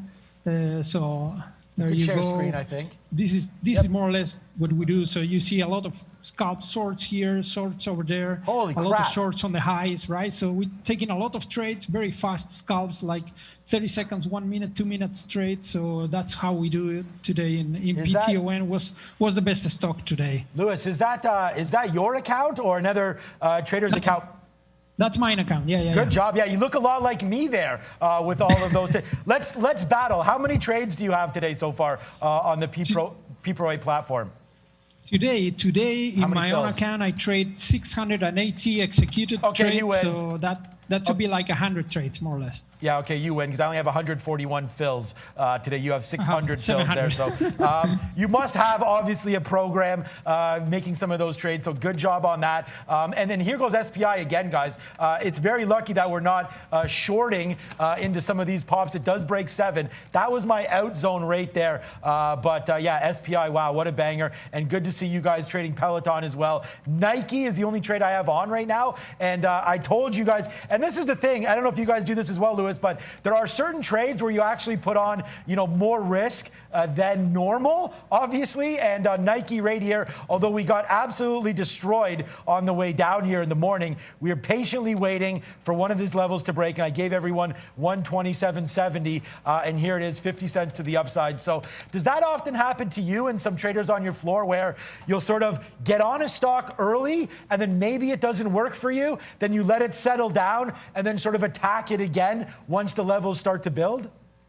Yeah, yes, of course. Sometimes we just wait for the first movements of the market to see if our likely scenarios are working out or not. And when it settles down, we take the trade. Yeah, of course. Yeah, it happens to us. For us, Nike today, we were short biased because we thought like 12% up in the pre-market was a little bit too much. So we were trying to short it. It was too fast in the opening down, so we waited until it settled, and then we took so longs on the base, on the support areas. Good job, man. Yeah, I like that. Definitely the base. I think you said something that's important there. Obviously, when you talk about the open being fast, and I find this to always be true. If I don't have a plan of action for a stock that I know is going to be in play, like a Nike, at that 9:30 open, like I know exactly the price I'm looking for, the price action, and I got the level 2 up, there's almost no way you're making execution. So it has to be your stock of focus. You have to know where you're getting in. I had eyeballed that 130 level, so I was looking to see if it tested the high, failed anywhere shy of it, and then get in at 130. That was the first trade I was looking for. I knew that was going to be the case. Otherwise, reacting to that is almost impossible, and I find trying to do it is a bit of a losing game. So kudos to you there. Sort of going back into to the floor aspect of trading some of these names. What goes into the process for some of your traders? Like, if you could walk me through sort of how the day starts for most of your guys. Like, what time do they start? When do you start looking at the markets? Obviously, you said you're trading North America. So how does that all start for you? We go through our process. Always good to hear from another floor manager. Yeah, we have a process here, a daily process. With my colleague here, we build at the office. He's an engineer in the production factory, so he comes from this world. So we try to implement his philosophy how to improve a process. So we do the continuous improvement process. So every day we trade from 3 to 7, 8, or 9 in the night. And what we do next day is, first of all, we review all the trades, all the statistics that we have per trader and for the whole office. And once we have done this, like 2 or 3 hours before the market opens, once we have reviewed all the trades and all the ratios and statistics we want to check, then we do a coaching of more or less 1 hour, 15 minutes of looking for all the mistakes we did the day before, what stock we trade, how we trade, if we were trading too big, too small, all the possible mistakes and good trades that we did. We review all of them before the market opens, and then we take a small break of 20 minutes, 30 minutes, and then we start trading every day. Yeah, see, that's what it's all about. You've got to have a process of action, a plan, and once you find something that works for you, I know as a manager, you sort of every trader is going to be different, but you got to start from somewhere, and you start developing a pattern. When other things start to work, or maybe some people like to do their trade review. For me, I like to review things in the afternoon. Maybe I'm on my commute home. I'll do some of that as well. Others do it that night before they go to bed. Others like doing it in the morning. It doesn't really matter as long as you're doing something. I do want to jump back over due to the time difference, we do it in the morning. Because when after you have been trading, the mistakes are a little bit too inside you yet. So we like to settle down the mistakes, and the next day you're a little bit more called to analyze, to be more critical about yourself. That's very true. If you're too emotional about it, that's why, sometimes as a manager, I've held off on talking to traders right after a loss. Sometimes it's not the best time to do it because they might not want to hear what it is that you have to say. I wanted to get back to Nike very quickly. I was mentioning here. I've moved my stop to 127. It's closer to break even, so it hasn't retraced far enough yet. But it is starting to turn around a little bit. I thought we could get through this level, 128.50, all the way maybe towards up some of these levels off the morning. It doesn't seem like that's going to be the case, guys. Just entirely, this market is coming down. I said it could be trouble. If this market does not go to the upside, no way we'd be able to hold on to this Nike. My stop is at 127 for a trail, guys. Yeah, we've already smoked Nike right there. What a great trade that was. Nike off that 71. Look at SPI. I'm going to hero up again because it just keeps on ripping to the north side here. Unbelievable, this stock. Obviously, it's going to be a short morning when Kodak went parabolic. You saw what the end result was on that stock, but yeah, short this to your peril today, that's for damn sure. Twitter off the open. What a great story this was. We hit this long off the open. And Lewis, I'm going to have to borrow some of your, is my mic still on? Yes. Lewis, I'm going to have to borrow some of your programs, some trade analysis programs here that may have allowed me to hold this. I always get out too early. Is there any advice maybe? My mic is on, guys. Is it? Okay, they turned it back on. I apologize. I apologize for that. Ever since someone came back from vacation. No, just playing around. Okay, what I wanted to say, Lewis, here was SPI still going, but more importantly, I know that you have some trade analysis software there. How does a trader hold positions a little longer? Like, I was in here at 44.20 and then held this for a nice little win, 50 cents, 70 cents, and then held the last about 20% there, 4 outs. There's the last 20% for a nice little move up. But how can a trader, are there any little inside tips maybe that you've given to some traders on, you know, when you take a position early, how can you eventually hold something so that you can get this kind of a move? Any advice for me or any of our viewers? To be honest, we don't hold positions. Okay. Because we are a scalper. Our average trades are between 1 to 5 minutes. So that's where we like to play more or less. We analyze, as you say. May I share the screen? I show you again a little bit what we do here and how, let me check this one. Yep. I I will share the screen here and I will show you a little bit our analysis. You see here, for example, this is trade team PTON. This is our heat map. But what I wanted to show you is this, for example. This is our month. Okay, so you see here timing the trade, and we average between the best trader is average 1 minute 40 seconds, 3 minutes, 145, 129. So that's what we realize is our strong points. We are very bad forecasting what's going to happen in 10 minutes, in 20 minutes, or 30 minutes. But we are very good forecasting what's going to happen in the next 3 minutes. So every trader is different. Some of them, they like to hold for 1 minute, some of them for 5 minutes, you know, and depending on that, you might trade bigger if you're trading very short term, or a little bit smaller, you want to hold it for 5 minutes. But we realize that our strong point is there between 1 to 5 minutes. So we try to focus on that kind of trades. You want to hold it longer, fine. Then you got to find a really A+ setup and don't trade very, very big, because, you know, you're going to be kicked out for a small movement, and you don't want that.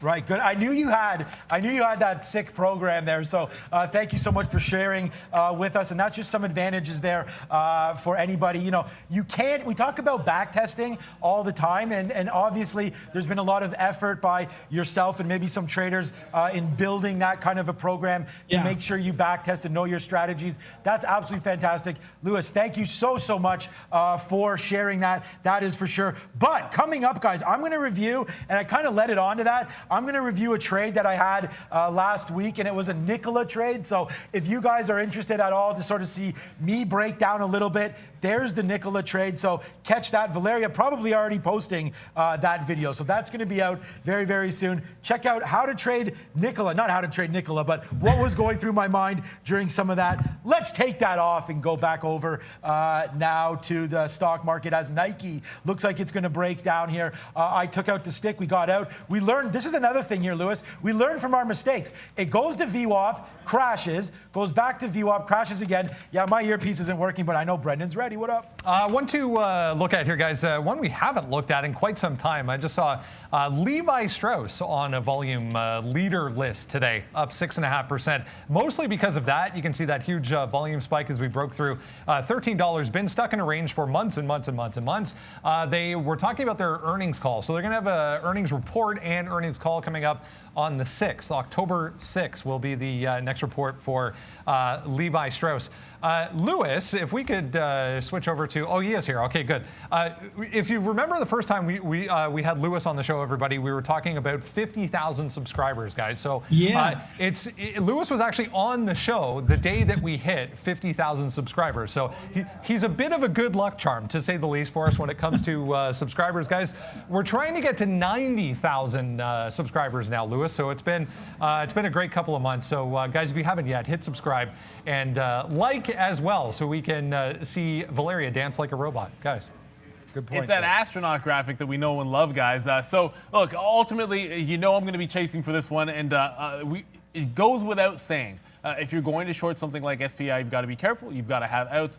You have to have levels to work from. A couple of shorts here. One off is 870. As you can see, the last parabolic move did get you to 925, but it tried to snap back up, and a couple of times had a hard reversal there. So no, stretch of the imagination. Had it broken that 870, obviously I would take it out. I did roll into some and then got a bunch out in front of this level. This is post-halt. Most of the buy volume came around that $7 range. That's where I get out in front of. I now have another short here, which is a tighter stop to $8. I'm not going to give this all the way to that 870 high. This would hopefully, and again, it's literally at 798 as an average price. It either breaks 8, which is close to break even, or I'm going to take some out on the north side of 7. The rest I'd be looking for a test below. That first halt down was at 650 is where it stopped. That's the break that I would be looking for. I think that's what would take you down to about 550. Again, I would only hold some of the position for that, but stops on every position. We have script orders, of course. I don't use market orders on the way out, but if it breaks my price, it's automatic. There is no emotion attached to it. There is no decision making other than putting the stop in and then letting it take me out. I find if you don't do that on something like this, you get that deer in headlights. Lewis, I know you guys automate and have a good structure for it. It's for avoiding that deer in the headlights moment, which happens to traders. I don't care who you are. At some point, you've been in a loser where you were manually trading it and you wouldn't get out because you just got scared, you panicked, maybe you didn't have a plan of action. I see you laughing there, Lewis. You experienced that before? I'm going to tell you a story about that. You remember Kodak a month ago, right? So I was there in my worst trade in my career, in my whole career for 17 years. And I was there short in Kodak. Believe me or not, I was there. But, I was losing kind of a lot of money because I was short in that exponential move, that crazy move. But I was kind of lucky that I wasn't too big in the position, so I could hold even when it went to $50 from 10. And I could solve, I don't know why, don't ask me why, between all the halted and all the nervous and all the stupid feelings in the trade, I was able to short double my position on 55, so my average was very good and I saved the trade. But the lesson was be very careful with something with such a low float and halted after halted. It's very difficult to get out when you want. So try to avoid this very low volume, very low float with high volume shorting stocks. It's very dangerous. Yeah, and you couldn't see that my hands were not on my keyboard. It just broke 8. So look, if I get wicked out and I take a 15, 20 cent hit on that last little short, I'm fine with that. You want to try to take paper cuts for something like this because when the move comes, you can take advantage of it. I did get finally one good short. I'm still going to be down on the stock. It doesn't matter that I was just able to pull like 80 cents to $1 on a short. It doesn't matter. I've lost money on the way 3 separate times on the way up, but each time I did have a stop to make sure that I contain that hit. It does look like it's going to try and roll here. I still have Nike for myself. If it breaks down below that 127, we only have a couple of minutes left to go, so I want to make sure we cover this one. Nike is starting to come back, and as much as I like it, I think it's a great bottom pick. I think the setup is good on that low. The market is not going to cooperate at this time. So if it holds and we get a turnaround in the market, I think we've got the best one here to that long, well, maybe not the best one, but a good one here to that long side. But I'm going to need market participation to get that $2 target for me. We got to throw to Brendan. Only a couple of minutes left. And one of my favorites, well, not my favorite stock, one of my favorites is going to be on the earnings preview. Yeah, there are a few things to get to as far as earnings are concerned. Let's have a look at what's coming up in about an hour. Guys, we're going to run away, have lunch real quick, and then come right back here. So join us, please, won't you, at 1 p.m. Eastern. We'll sit down and have a discussion for about an hour about those topics. You can see number 5 down there. Going to be a very popular one, so don't miss out. Yes, Valeria is going to tell us all about her backstory, how she ended up where she is today. So that'll be a good time. Coming up at 1 o'clock Eastern. Don't miss out. Please join us. back right here. Let's have a look, guys, at what is coming up as far as earnings are concerned. Aftermarket tonight before the open tomorrow. Front and center, BlackBerry, obviously. That CarMax, guys, did have a decent day, I noticed today. Yeah, Carvana, a big day as well. Recently, it's been Carvana. Darden, you know what? Darden could surprise. I've talked about Olive Garden and how embarrassing that is as an Italian, but, you know, Darden could surprise. Okay, I did want to do something here. I have to put it on this camera here. Someone made a comment there about Breitling is for car salesmen. Well, then call me a car salesman. I love my Breitling, and that's what that is right there. So, hey, I'm a car salesman, and I don't know what cars I'm selling, but that's my favorite brand of watch. We'll throw on a few more for you guys as you go, but there's the Breitling. You guys all saw that. You know, that's what that is. So car salesman, I'm going to defend Breitling as we go. But Lewis right now, man, only 30 seconds or 20 seconds to go. Thank you once again for coming on the show. Is there anybody you wanted to give a shout out to as we wrap it up? Well, just told you, yesterday you had Ignacio Ferrar from Mexico. He's a top trader. He's been my best pupil ever. I teach him like 15 years ago. And as soon as I was teaching him, I knew he was going to be a top trader. And it's yet one of the best traders I know. I was very happy that he was here. And he would join us, I think in December or January. He's coming back finally to Barcelona. And he will join our office. And we're very glad for it. And yeah, we're here growing again. We are already 15 traders. And in October, we're running a new course. I hope 4 or 5 new guys coming in again. So we have a huge trading floor, as you remember. So we're up to 30 traders. That's the goal for the end of the year. We're half of the way right now, so I think we're going to manage to get there. Yeah, that's a great story. I love that you gave that shout out. Sometimes it's very rewarding when you have a pupil that does very, very well there. One more thing before we get out of here. It's going to be what national day it is. This one's interesting. I feel like there's a lot of people that outside of America are going to be like, huh? But let's go to Valeria. Thank you, Neil, and hey, Luz. Thank you for joining us live again. I wish you as many profitable days as it possible. Trading family, thank you for all your support, for all your generous super chats. And if you didn't like this video yet, please be kind and smash the like button right now. Also, join us today at 1 p.m. for next educational session at the link I'm sending on the chat. And happy American Pot Pie Day, everyone. There we go. I'm going to skip from the pot pie because it's up to you, Lewis, but a couple people in the chat, they're asking how they can get a hold of you and where your office is located. So we're going to do our best and maybe get that connection going. So if you can maybe talk to us after, we'll make sure we get those answers to those guys. We'll get you his contact information. It's been obviously a wild ride. The volume does continue on SPI, guys. It's still going. Just crossed the 200 million share mark. Obviously, that's going to be the most exciting stock. Does it hit 400? Who knows? But before we get out of here, one more thing I want to remind you all about. This is a video that's being dropped today. This is Nikola trade. Yes, Nikola was active today, but Sean had it last week and reviewed the trade for you. So the thought process all the way through, from why he's trading it to why he got in, how he got in, and the execution's on the way out as well. So if you're interested in learning that structure, how he thinks about it, go to our Market Wisdom channel, check it out. I think it's a valuable one to watch, so we'll definitely leave you off with that. I want to thank you again, Lewis, for being a fantastic guest. Second time here. Guys here are going to sell you buy. Oh, we got some traders here. Okay, so there it's our trading floor. So goodbye, guys. Thank you so much for that. Look, great looking at trading floor. Thanks again. Best of luck to all of your traders, of course, and you as well. Lewis, for Valeria, for Sean Katina, for Brendan Wickens, I'm Neil Roberts. Good morning, good afternoon, good evening, wherever you are in the world. This is Trader TV Live. See you guys tomorrow. We're also back at 1. Yeah.